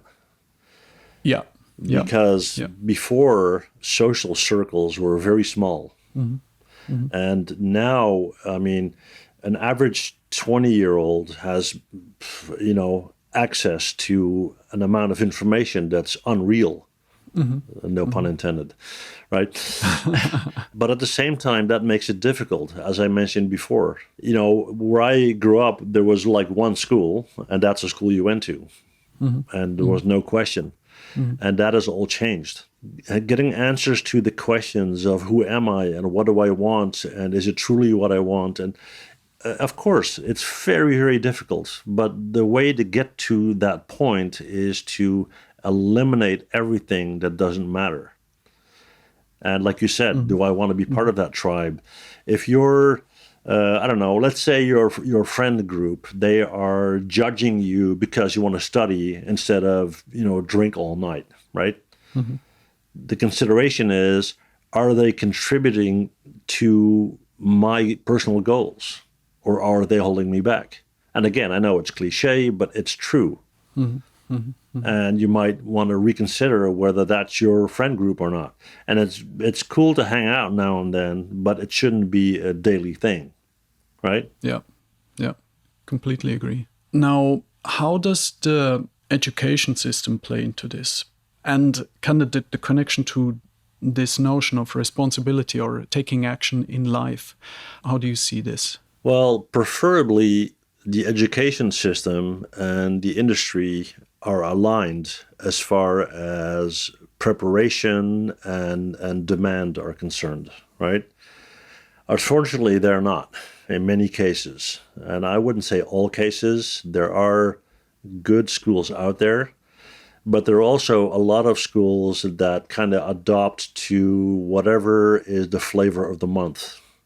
And what I mean by that is schools need to follow, in most countries, an accreditation model. They need to prove that they're legit. They need to prove that the curriculum is set up correctly in order to call themselves 3D Institute or 3D University or whatever, right? Now, if I am a commercial company like an education system like that, which has to make a profit, has to make money, otherwise they're going to close their doors, I'm going to come up with a publication of the curriculum that sounds as sexy as possible, right? I'm going to talk about special effects. I'm going to talk about, whatever attracts the most students. And what I'm going to stay away from is boring topics like finances and contracting and negotiations. And because, taxes, it's even worse. If I publicize a curriculum that looks like that, I'm going to have a very hard time keeping my doors open. So there's a lot of pressure on these institutions to teach whatever the students wants to hear. And what I've been hearing over the last 10 years from people who watch my videos is I spend a lot of money on education and I'm completely unprepared for the demands of the industry. Because not only do they want me to model in 3D, but they also want me to understand project structure and team structure and financial structure and legal consequence and clients and all this stuff. Yeah. And they are so tremendously frustrated by that I believe in many cases there's a massive disconnect. Yeah. Also makes sense, right? If you need to keep the doors open, you become creative, and obviously you're picking the low-hanging fruits. And what can you offer that people actually request? But that doesn't necessarily match with what would be best for the education. Right? And choosing an education like that is basically the same process that you would use as looking at what are your internal motivations. Yeah. I mean, if you do an analysis of that, why do people choose a certain school? Oh, because it's nearby, or because my friends go there, or because, and none of these arguments are relevant. Because the only thing that matters is how well will this school prepare me for my career as a 3D artist? Yeah. And that's usually a question that hardly shows up in the list. Yeah, and there we're back again that your career, whatever your career may be, is also a project, right? Everything's a project. Yeah. I mean, you can take this why game, right? The why game, you can take that to anything, right? What sport do I want to do in the weekend? Well, I don't know, tennis. Why? Because I like it. Why? And eventually you'll end up with your real motivation, which will also answer the question, why do I fail at things that I do? Possibly because you're doing them for the wrong reasons. Mm-hmm. All right. So as an overview of what we just discussed, what is a good artist? I assume you mean a 3D artist, because there are many artists out there. Yeah, let's stick to because this is the 3D environment podcast. Let's stick to 3D artist. Okay. Yeah. I think, first of all, my understanding and what I think a 3D artist should be is basically a translator. A 3D artist is someone who works in a company, whether that's the entertainment industry or, a manufacturer of chairs. I don't care what it is, right? It's their job to help visualize an idea. So usually an idea turns into a script or a story or a technical spec. This technical spec then turns into a concept. The concept turns into a 3D model, right? Mm-hmm. So it's your job to listen to the client or listen to whoever's defining the project, understand what they want, contribute to their definition. Hey, have you thought about this? What if you do this? And so forth and so on. Add value to the mix, and then manage that process. Not only sit there and model it, but manage it. If there are other people involved in it, hey, how far are you? Are you going to meet the deadline, or are you going to miss my deadline? That's where that business knowledge comes in. Mm-hmm. And then ultimately deliver on that request. And I think that is the job of a 3D artist, not simply making a 3D model. Mm-hmm. So the goal there would be, as another simple analogy, strive to become more than just a cogwheel. Oh, definitely. Definitely. Because of all the dynamics that we mentioned before. And also, I was just thinking about that, let's say just pure experience in the sense of years of sitting in a chair. They're not necessarily beneficial in the bigger context of the kind of the mammoth tribe or the company, right? Because it's kind of your actions that propel the whole effectiveness of the team and company forward. That's what makes you a good artist. So it's not only the craftsmanship, but it's also on helping with the other processes.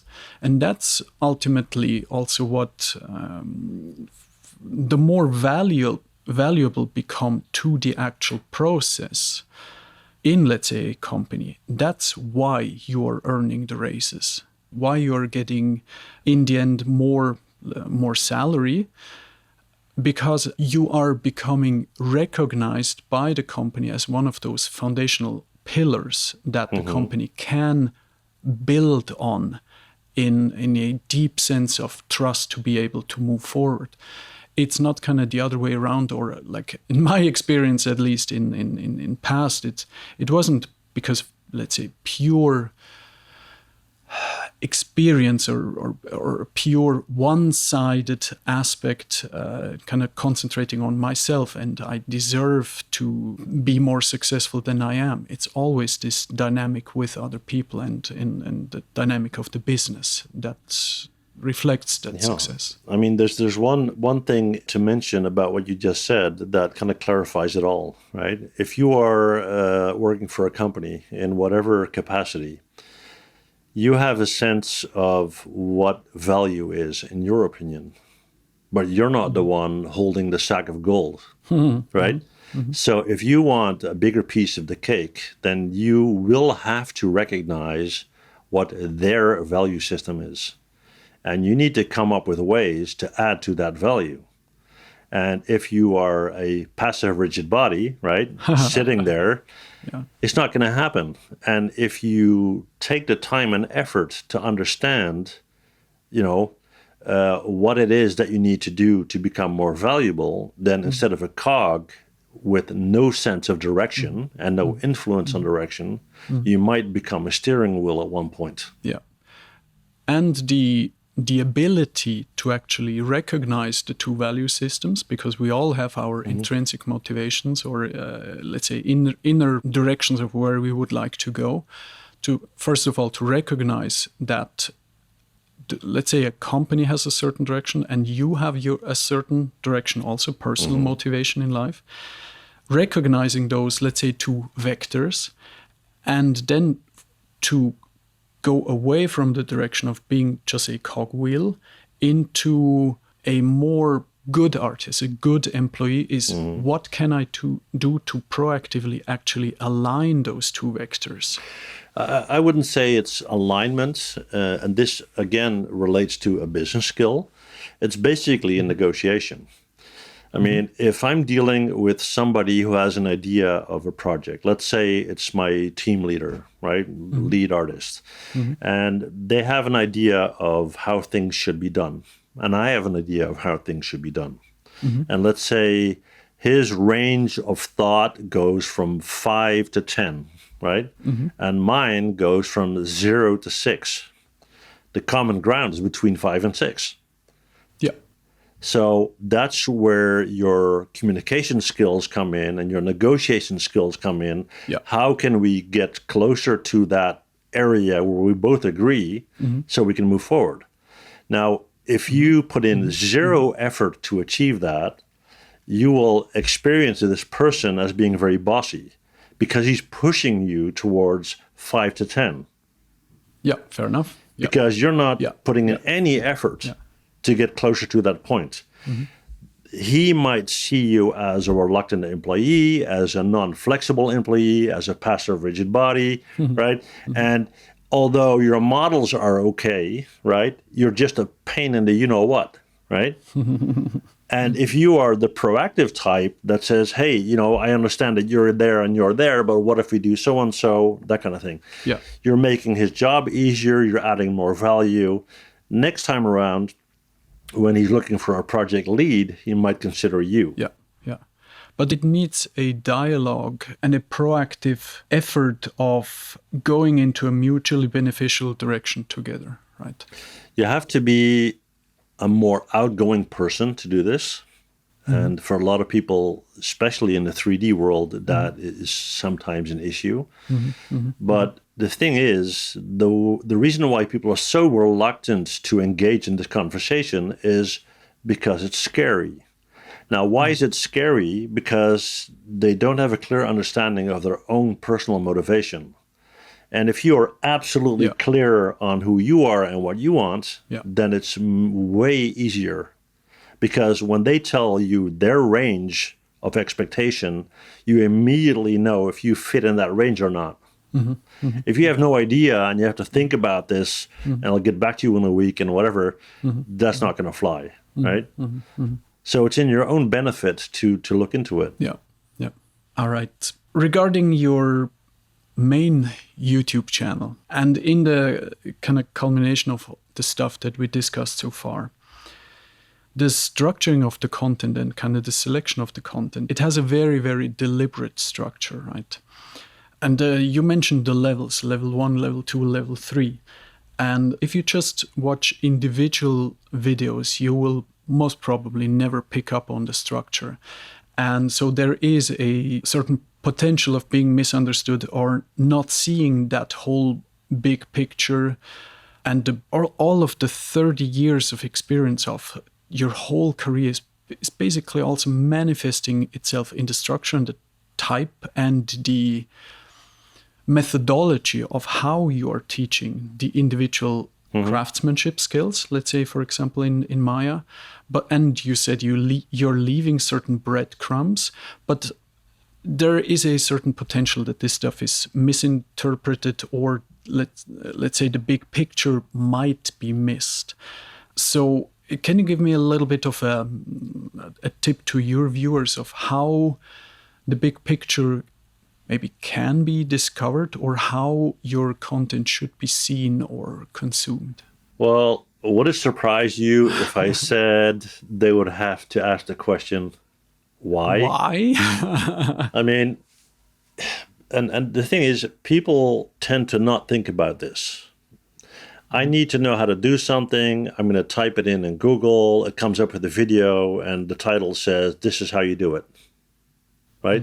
Straight to the point. I open the video, you click on this, you do that, you do this, you do that, done, right?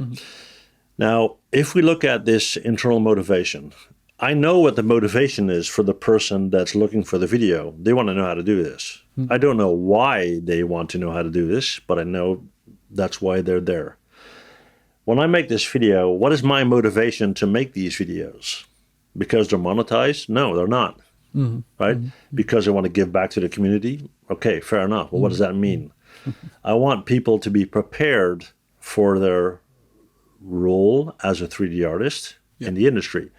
I want to expose them to experiences they might have in that setting, where they, for example, get an incomplete request, right?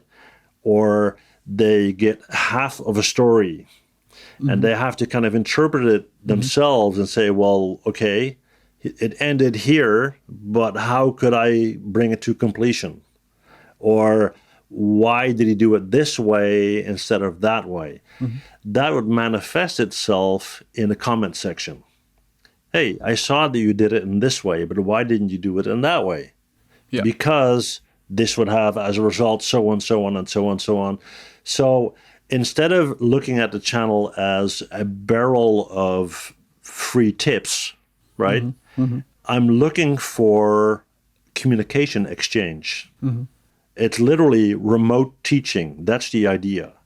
And if there's no interaction, there's literally no teaching, right? Yeah. And a lot of people miss on that. Some people don't miss on that. I actually have quite a few people that I have private video sessions with that are working on their career, and they work in a certain industry and they need certain tips, or they need to have their business skills tuned, if you know what I mean. But if the only thing you're looking for is, hey, how do I model a cube? Hey, the video will tell you that. Yeah. And if you're looking at the ground all the time, you'll never see the apple up in the tree, right? So look around and see your surroundings and understand where you're at. Yeah. Yeah. It's all pointing in that one consistent direction of taking actions, taking proactive actions and deciding what you want to do. Be proactive about things, right? Well, if this is all about life choices, and it's basically what we've been talking about, right? We're talking about what is your life, what is your value system, what is important to you, what is the path you choose. If that's basically the thread here, right? Yeah. Why would someone else be held responsible for your life? It's your life, right? And if you are not asking the critical question, then who is? Yeah. No, absolutely. Over the last 10 years, you reached thousands and thousands and thousands of people. Give us some stories, some positive stories. Let's talk about the positive side of things, of where you had an impact on people.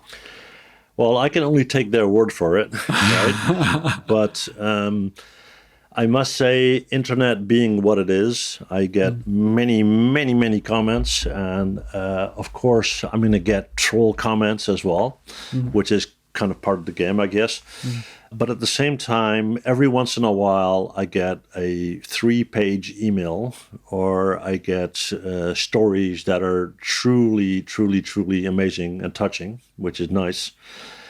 I have an example of I think he was 21 at the time, a 21-year-old guy living in India, living in a small village. And he dropped me an email once before and said, well, there's nothing in my entire area where they remotely do anything with 3D. And there's no schools, and I'm trying to learn by myself, but my parents don't support it. And, I would almost say the regular stuff, right? And I came home one night, and it was, 11 p.m. or whatever. And I opened my email, and I got an email from him. And he said, please help me, because I have an interview tomorrow morning. And I only saw it at 11 p.m. But in India, it was obviously a different time. So I told my girlfriend, well, go to bed because I have a video call to do. So I called him, and we had a very long discussion in preparation of his interview, and he got hired, and he moved to that location, and he became a professional 3D artist. So that was very cool. Then I have a person who started basically in similar circumstances, no support system, no funding, no school, nothing. Started following my tutorials, started making things and participating in contests and whatnot. Mm-hmm. He recently sent me an email literally 10 years later, and he now owns his own studio and he has multiple 3D artists working for him. And he basically told me, I could have never done it without you, which I always think sounds great, but is of course not true, because it's his own realization and his own blood, sweat, and tears that made it so. But sometimes you just need somebody who believes in you and who tells you so. And so these are some of the reasons why I continue to do what I do. Mm-hmm.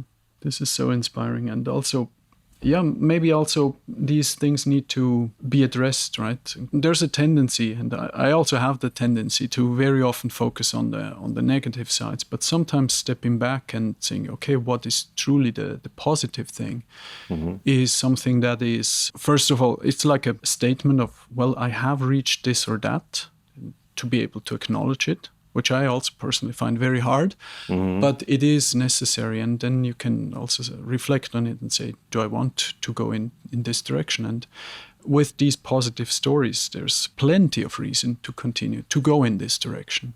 True. But this is the thing, like if you are, let's say you're mining, right? You're chopping through rock 12 hours a day, day in, day out, right? And it's hard work and it's hot and it's dusty and whatever. Once in a while, you'll find a diamond and that makes it worth your while. And it's kind of the same with this. I get thousands of comments, right? And very, very few recognize the underlying layers of importance, which is okay.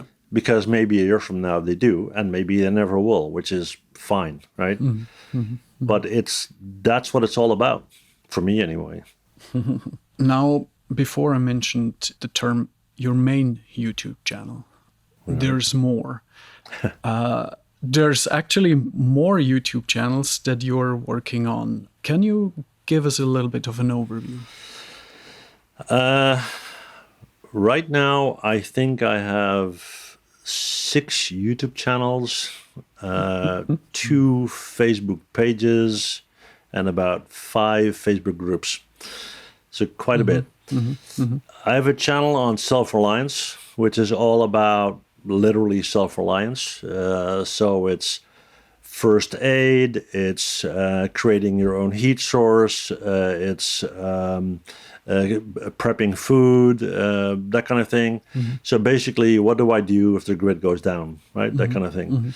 I have a photography channel because I always hammered on the importance of photography for 3D artists because of the understanding of lenses and the use of light and that kind of thing. I have a 3D printing YouTube channel. I have a strictly hiking and outdoor channel. Urban prepping channel. Let's see what else. I got multiple outdoor groups on Facebook. So a whole bunch.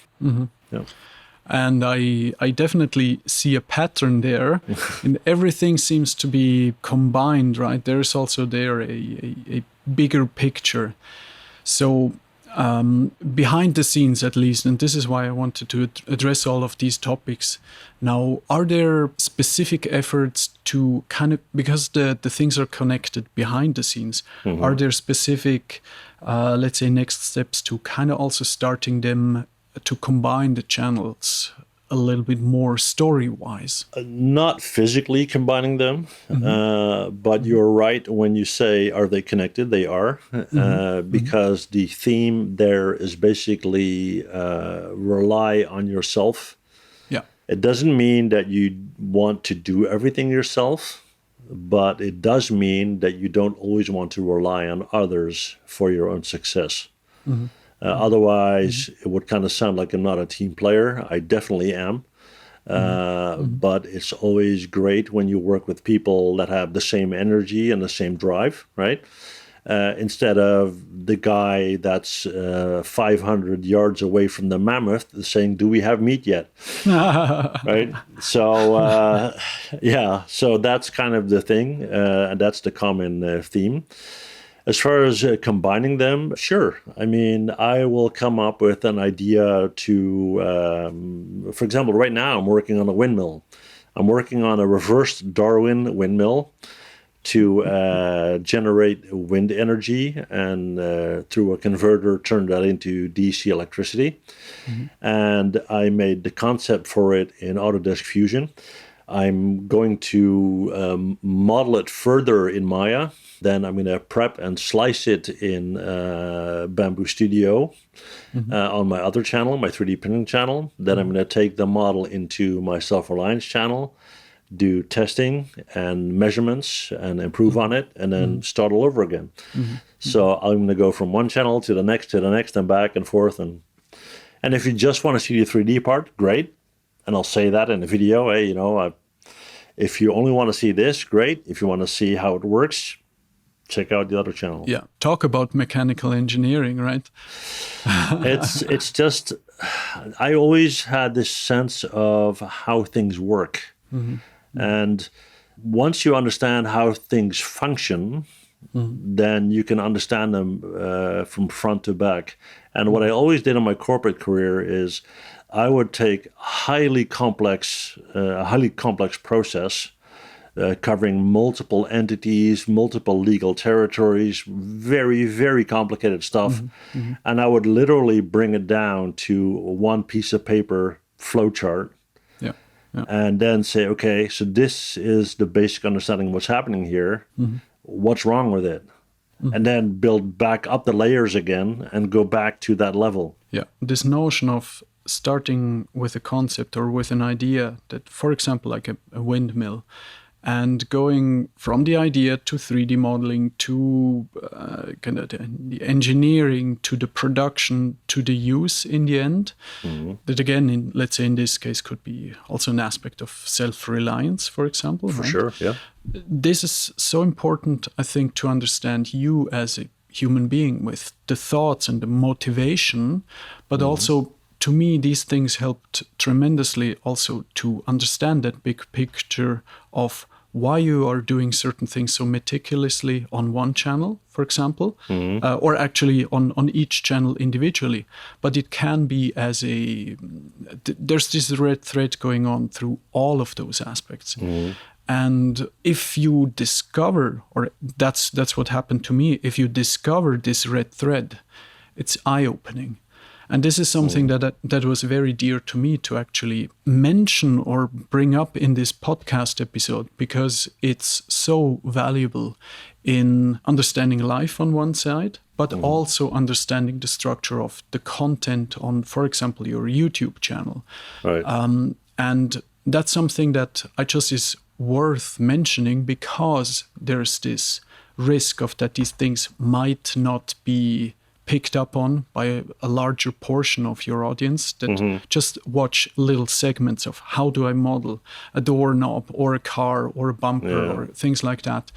And because it might not be obvious, because you need to know about this other side of Mike to understand the structure.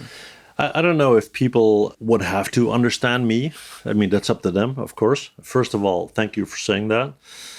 I do, for me, it's a passion project for sure. And if people do see that big picture, that makes me very happy. And if they don't or don't want to, which is possible, I mean, hey, that's okay. It's out there. I just love learning things. I believe that it's always a combination of learning and sharing. I've seen many, many examples of groups online, 3D groups, 150,000 members, 250,000 members. Somebody goes into the group and says, hey, look at my first 3D model. And then the entire world dumps all over him, right? Which I feel is horrible because that implies that every single person in that group one day woke up and was a great 3D artist, which is nonsense, right? And that stops a lot of people from following their dream. They Yeah. feel, I'm never going to make it, I won't be able to do it, and so forth. And that positive reinforcement is important. Yeah. But at the same time, I don't want to do things for people. Yeah. Yeah. And I'll lead the way and I'll open the door and I'll even point in the direction, right? But you need to get on board. I'm not going to drag you on board, Yeah. right? And this is also why you didn't give people fish. You quite literally taught them how to fish yourself, right? Yeah, literally. Literally, yeah, right? Yeah, that's a good bridge. Yeah, that's true. I mean, if you want to be self-reliant in any industry, then you need to be able to rely on yourself, literally. And the industry is changing. There's a massive culture change going on. A lot of uncertainty in the world, and that's one of the reasons why I think, well, the only thing that I'm sure of is who I am. Yeah.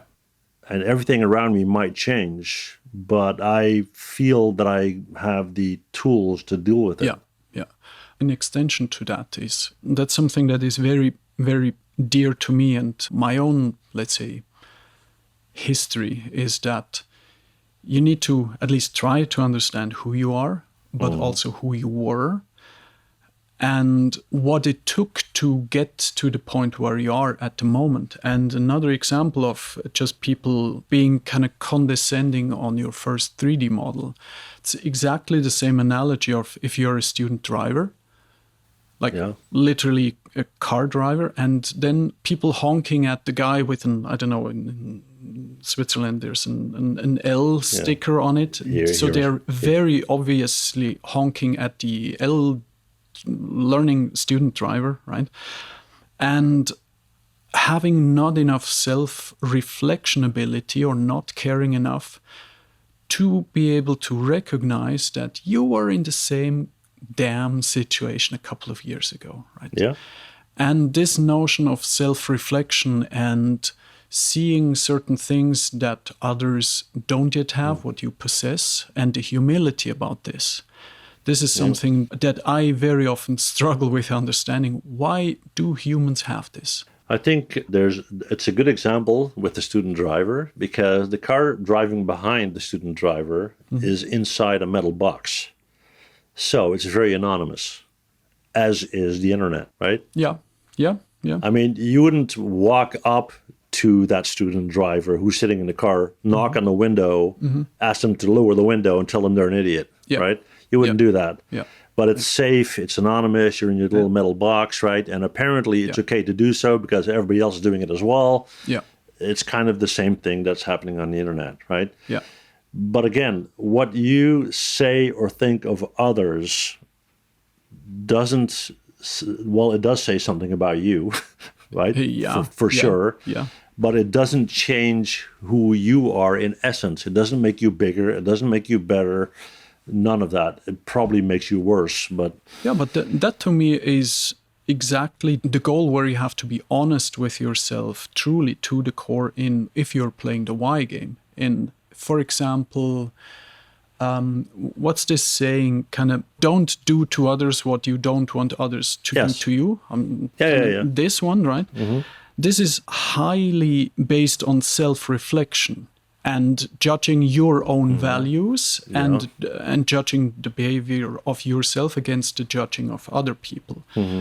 And I see there's a huge disconnect in a lot of people that just don't give a damn. Well, or they are taught to not give a damn. This is social structure, right? Part of climbing the corporate ladder, right, is to adopt a certain level of arrogance. And I've seen this many, many times in my career, right? I would walk through a warehouse with an executive vice president who talked about people in the warehouse like they were less than he was, right? And this, me coming from a blue-collar family, right? This annoyed me, you know, in so many ways. But sitting in a boardroom with 10 people who are, each of them are millionaires many times over, right? Yeah. Yeah. And hearing them talk about people like that, that's one of the reasons why I left. And they think it's socially acceptable because that's what people do in that situation. Yeah. And along the way, as you work 5 years, 10 years, or not even work, just live 5, 10, 20, 25, 30 years, Yeah. you will find a diamond here and there. People who are real, who are grounded, who are modest, who are, and these people will enrich your life, right? Not because of what they do or because what they have or whatever, but because of how they represent themselves. And that's where the real value is for me, and not sitting in a boardroom making a lot of money with a lot of people who are blowing hot air through the room, right? Not saying that there are no board members that are legit. There are. But unfortunately, I had a lot of experience with people that, you know, Yeah.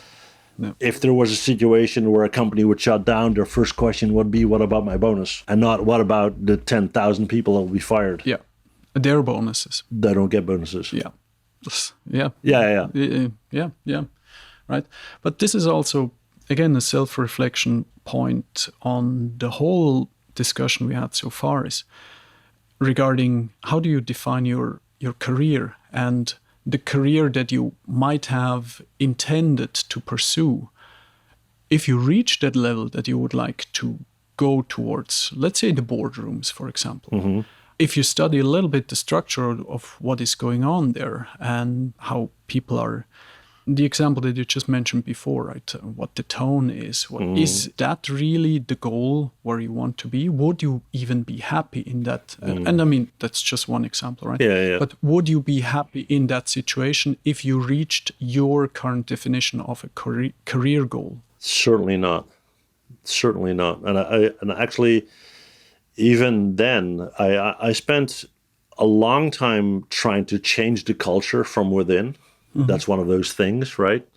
And that just didn't work. And if anything, what I did is I pushed myself outside the circle more and more because I didn't play along, right? If you know what I mean. And even though I did that, because of the success that I had in generating revenue, it was okay to the point where I decided I didn't want to do it anymore. So I don't think you can change that, though. In retrospect, if I had to do it all over again, would I do it the same way? Probably, because it gave me the insight that I have today. Yeah. It's unfortunate that it took so long, but I'm really happy that I reached that point. And I found that there's a very strong relationship between money and freedom. And freedom means a lot of different things to different people. Yeah. But the freedom, for example, and I've seen it many times, to say no. I had people working in the production unit of one of the factories that I was responsible for, right? And the shift leader would walk up and say, listen, Bob, you're working this weekend. And Bob had to say yes. Yeah. He didn't want to, but he had to. Yeah. I didn't want to be in that situation. Yeah. So my game plan was, how do I get out of this situation? Yeah. And when I started out, I was in that situation. I did work night shift in aluminum,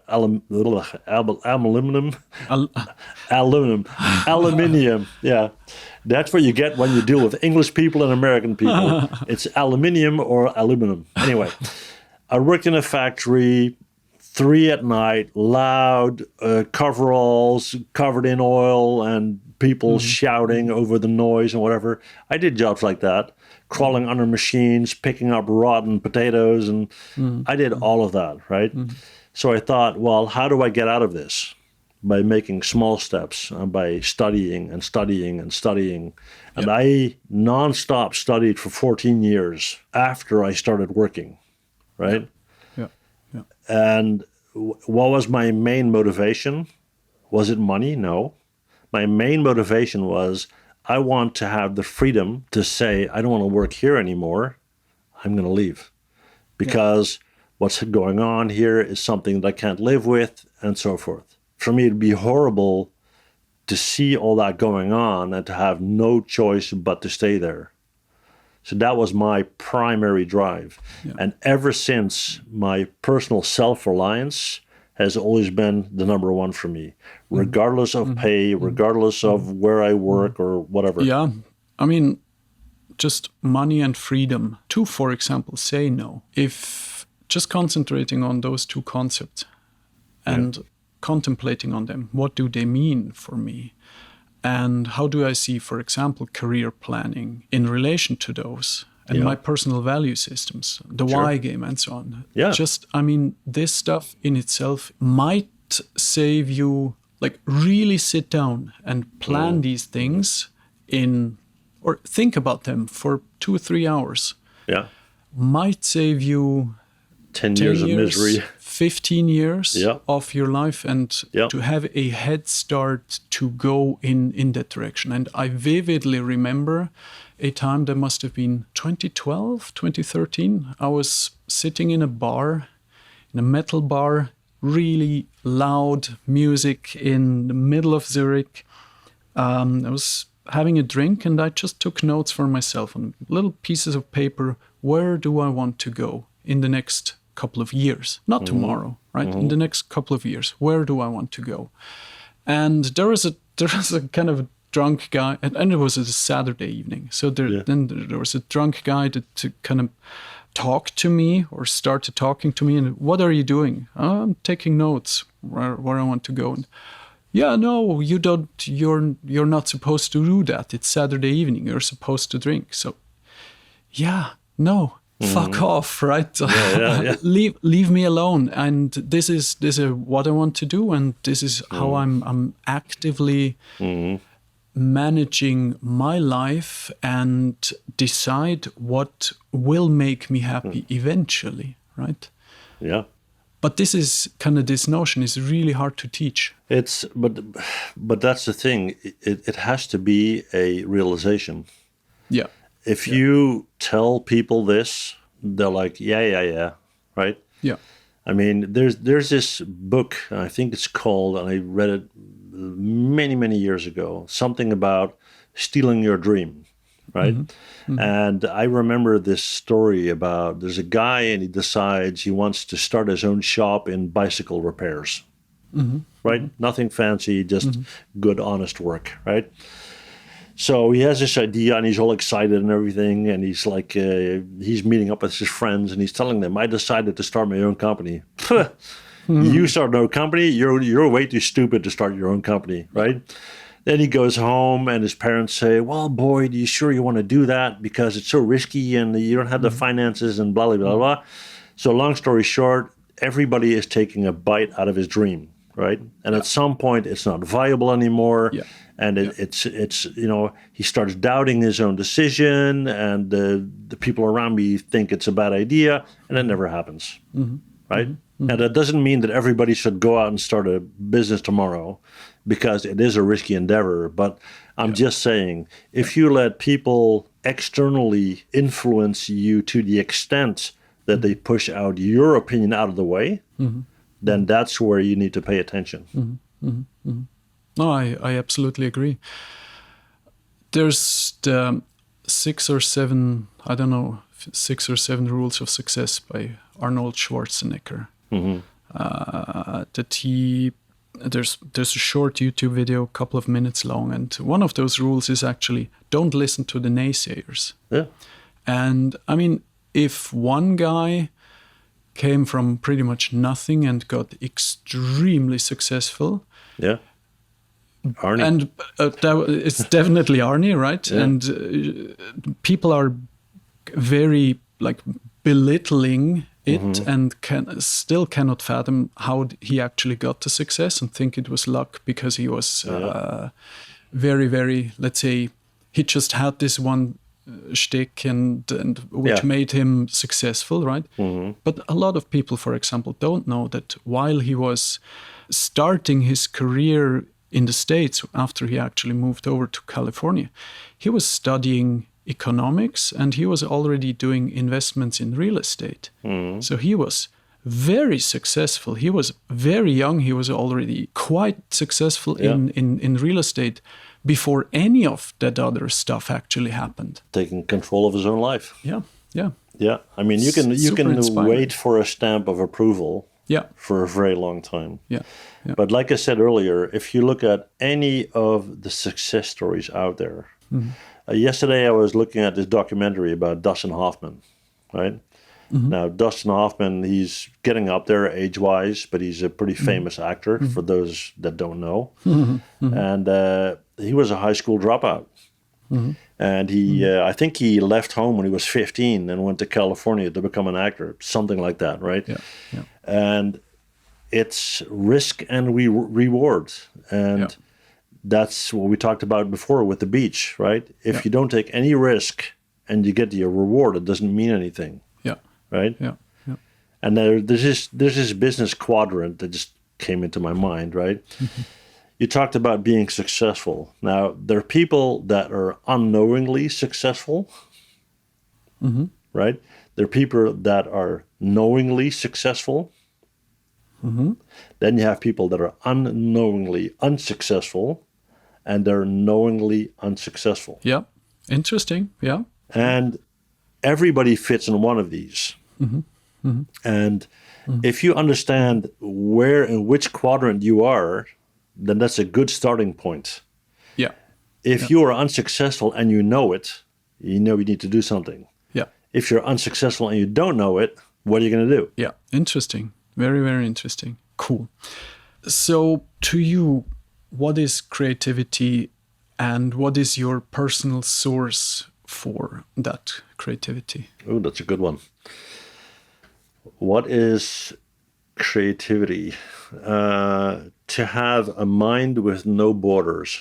And what I mean by borders is cultural borders, social borders, political borders, religious borders. The ability to think whatever you want to think without judgment. Yeah. And to, I mean, I'll give you an example, right? Not to get into politics or religion, but, well, maybe a little bit. For example, I read the Quran, I read the Bible, I read the Torah for the reason that I want to know what I'm talking about. Yeah. It doesn't mean that I believe one or the other or in the middle. It means that I want to be able to understand what I'm talking about. Yeah. Yeah. And whenever you see people having a debate about opposing opinions, people tend to get into a heated argument fast. I believe so-and-so. Oh, you're an idiot, and how can you, whatever, right? What I really miss is the ability to have a normal conversation about people's opinions, why they think this, and how the other person thinks. Yeah. And that, to me, is amazing. And during the day, I'll go down the rabbit hole as far as people do when they're on YouTube, right? And I start off looking at something about windmills, and then suddenly I'm looking about growing onions in Argentina, right? And then I'm looking at how they slice shoes in half. And it's just fascinating. Yeah. Human nature is fascinating and what they do. So, yeah. So that's my perception of creativity, or what I would like to achieve ultimately, and I'm working on it. So hopefully we'll get there. And then, sorry, what was the second part of your question? Second one, what is your source for creativity? People. Interesting. For sure, people. Because people are all the same and they're all different. That's fascinating, because to me, my source of creativity is, I would never have guessed that it could be people, but actually thinking about it, it's usually the result of actions, or let's say decisions or artwork of people, for example, or let's say also, let's say nature can be inspiring, right? That's level 3. I made it. That's level 3. I mean, if you break it down to the ultimate basic level, other than nature itself, everything you see has been touched by man, and probably even nature. Yeah. And if you can, to take that onion analogy, right? If you can peel down to that layer, if I'm looking at a building that's inspiring, somebody built it, somebody designed Yeah. it, Yeah. somebody put it Yeah. there, Yeah. right? Yeah. People live in it. People bring history to it, live their lives there, and so forth. And you, of all people, understand when I say that a building can have character, right? Yeah. I mean, being an architect and being, the owner of Urban, I mean, it's and like I said, even nature, and I would almost say, unfortunately, because I'm a huge nature fan, and living in the Netherlands, that's not always easy because every single tree that you will see here has been put there by somebody. Yeah. That's kind of hard sometimes. Yeah.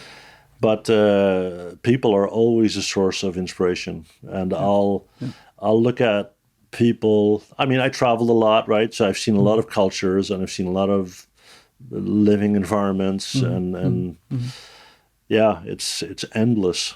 The point you made before, I think, like, for example, reading different holy books, different flavors. Yeah. That concept, for me, is something that was, if I'm making it a little bit more abstract, with the following statement: you cannot value or appreciate light if you don't know darkness. Oh, yeah. That is something that can catapult your understanding, your openness also as a human being, and because of that, also creativity, in the sense of what you mentioned before, in finding other types of sources for creativity, for example, but also to grow as a human being. Because I always had this, let's say, a natural curiosity in, quote unquote, a little bit the extremes and polar opposites. Yeah. And if you allow yourself just a curiosity to indulge in trying to understand them, or kind of to dive into the trying to understand the other view, you might get a little nugget that enriches you, right? Exactly. And that's something that is incredibly valuable, but is also extremely liberating in certain aspects, but it's something that you need to cultivate. It's something that you need or can cultivate. That's 100% true. And I think it's kind of exploration of the soul. It's like Dr. Livingston, but then, kind of wandering through your own brain, if you will. And that's always fun, asking yourself, why do I respond that way? And why do I think this? And why do I, and where's that coming from? And that's all incredibly cool and interesting.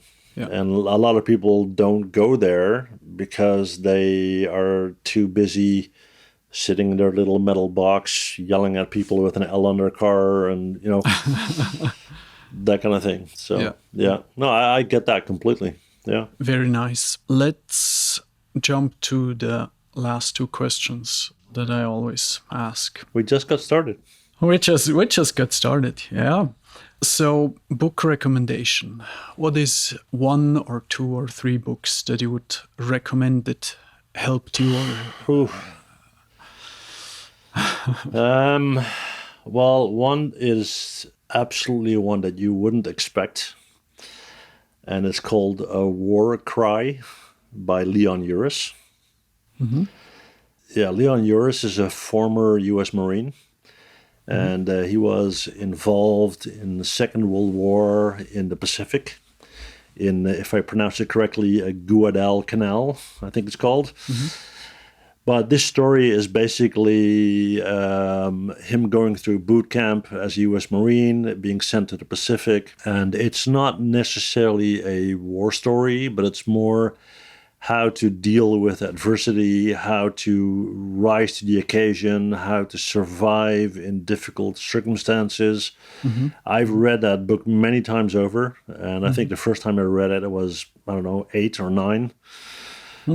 So it's been a while. Mm-hmm. So I think that is a very interesting book to read. Mm-hmm. You would probably expect business books, but not so much. Not necessarily, no. The second one is a book called Sacajawea, which is the name of a Native American girl who is basically when there's an exploration going on of the southwest of the U.S., she is taken from her tribe to act as an interpreter and to basically follow along. And it's been a while since I read that one. But it's a very, very thick book. It's like 1,000 pages. Wow.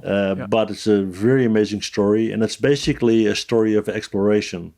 And again, dealing with adversity and getting in all sorts of risky situations and how to deal with them. So again, there's an element of survival, there's an element of nature, there's an element of self-reliance.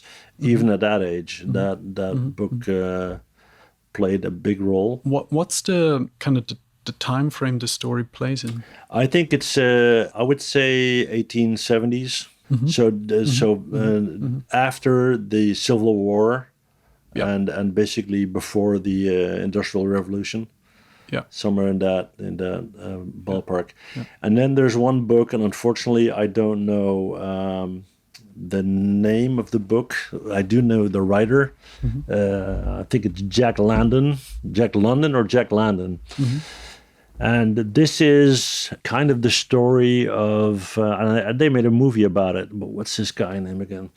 He's basically a very intelligent guy, but he grew up in a very blue-collar family, and he makes his way to college, and then he finds himself in a situation where the people in the college don't accept him because he's blue-collar, and his blue-collar friends don't accept him either because he's a college kid, right?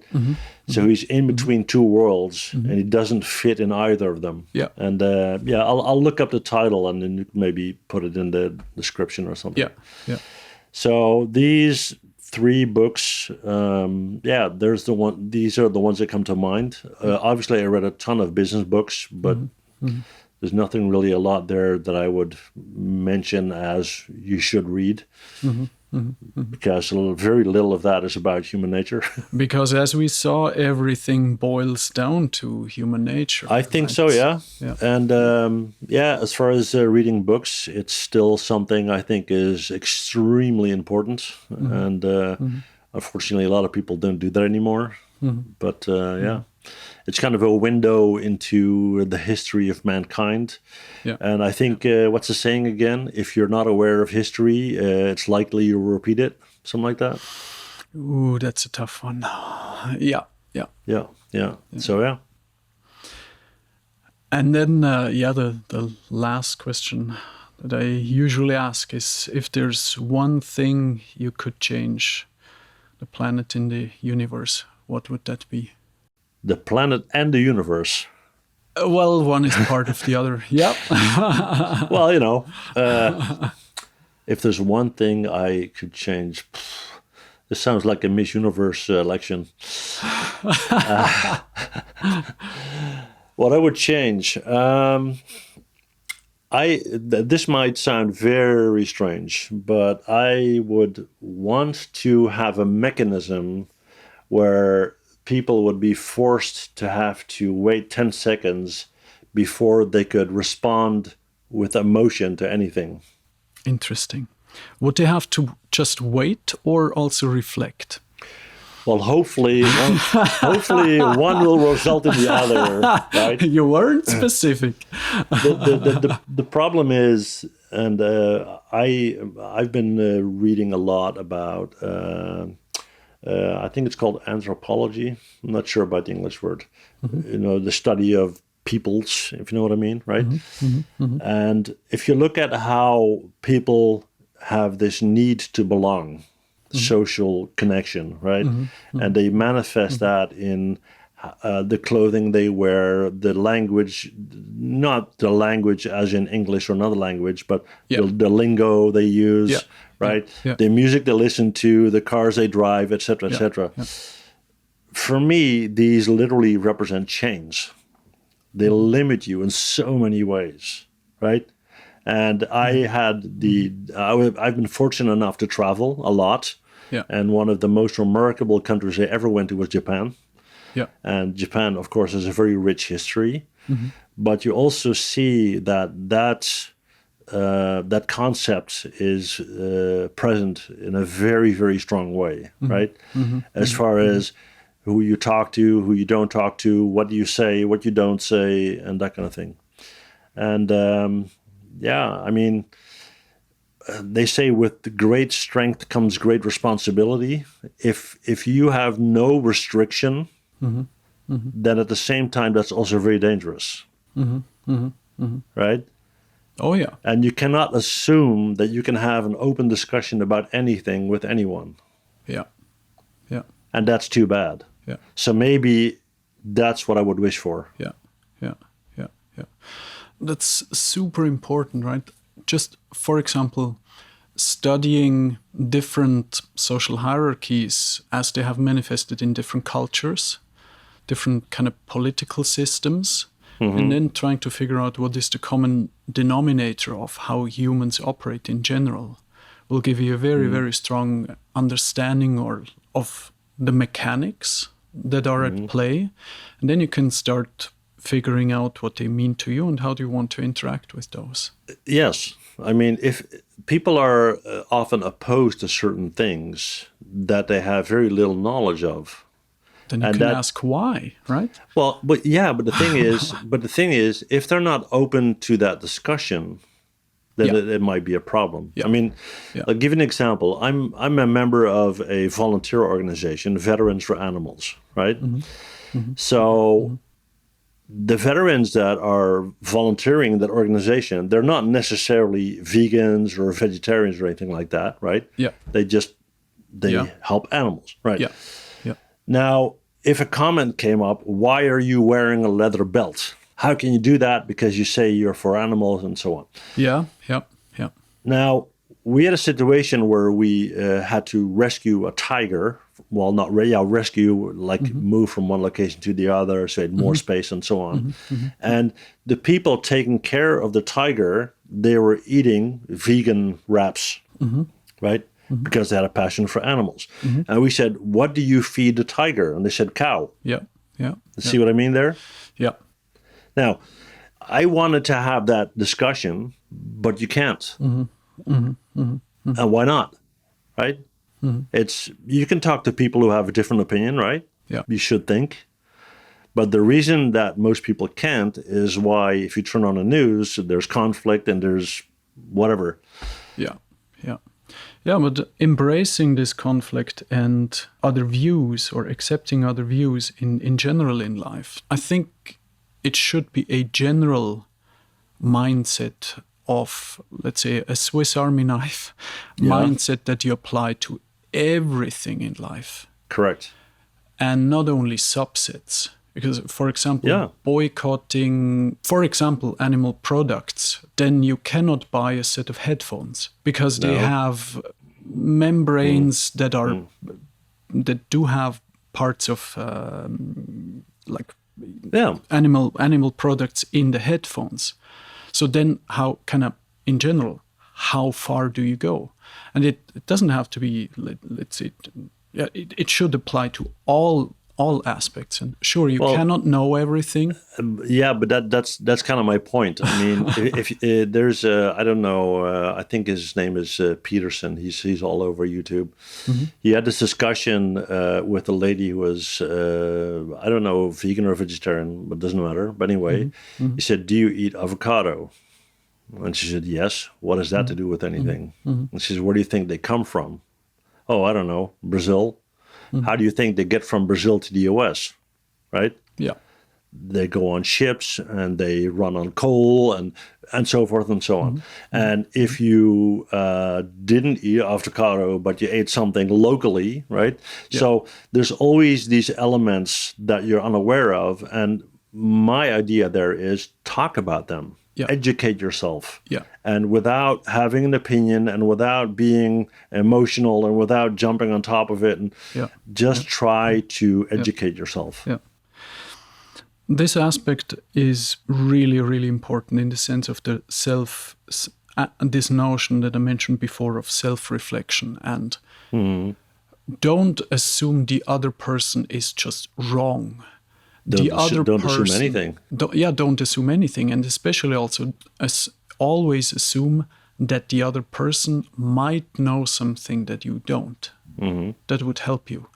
With this assumption, it's coming from a point of openness, also point of humbleness, humility, and that you can always learn something from another, also especially also a younger person that has different.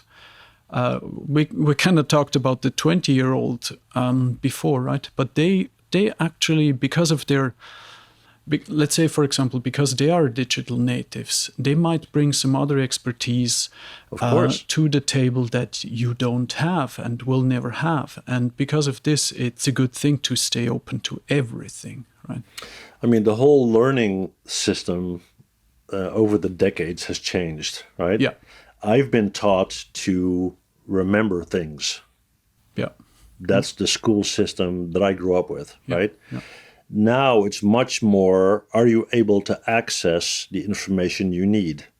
So you don't necessarily have to know these things. You know how to get information about these things.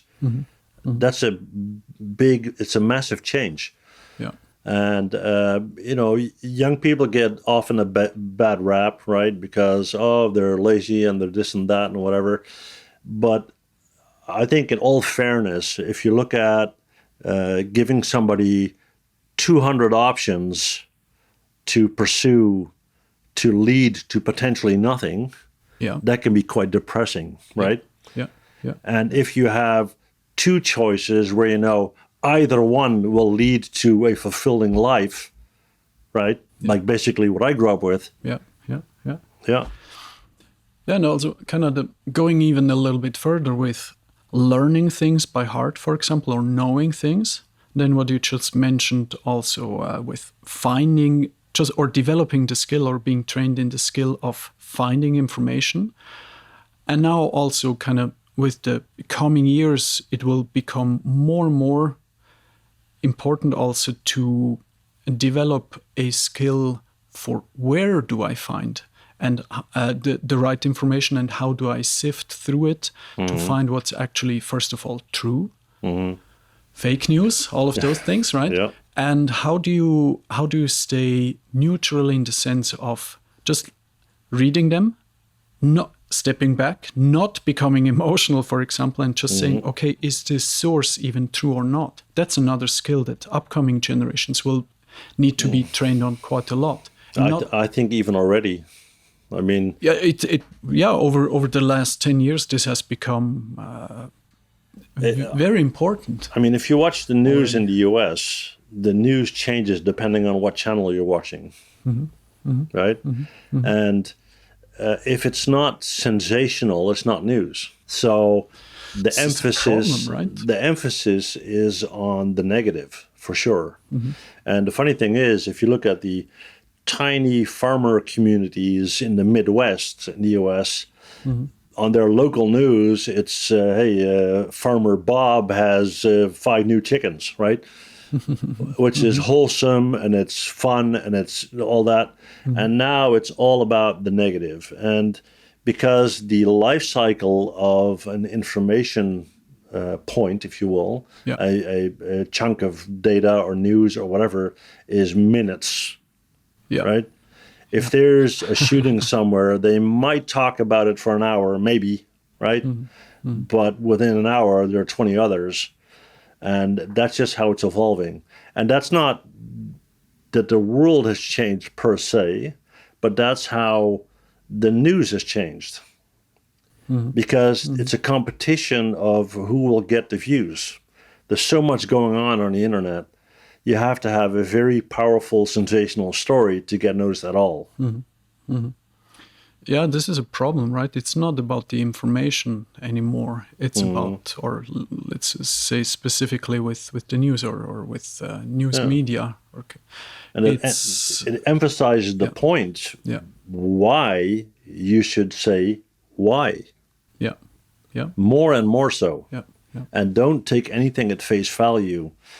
And that, unfortunately, even trickles down to the education system, right? Things evolve over time. When I was a kid, they would say, this and this river originates in that and that city. And then 20 years later, they said, well, actually, it doesn't. Yeah, that's a good one. Yeah. And that happens all the time. Yeah. Yeah. So, and then remember, history is always written by those who are victorious. So any event you read about, I mean, the people that lost were lying dead on the battlefield, right? Yeah. So they didn't write the book. Yeah. So maybe the people that did, they kind of embellished it a little bit, and suddenly their army was twice as big, and yeah. Critical thinking. Yeah, for sure. Critical thinking. Yep. And asking why. Mm-hmm. Anything last that you would like to add? Nothing I can think of. We covered a lot. We covered a lot, definitely. Yep. Well, it's been a pleasure, and we covered a lot because it hasn't gotten boring. Or at least for me. I can only speak for myself here. I would say let's wrap it up. Mike, thank you so much for doing this. It's been an honor to have you as a guest, and it's also an honor to have you as a friend. Thank you so much. Thank you for asking me, Matt, and likewise. Thanks. All right.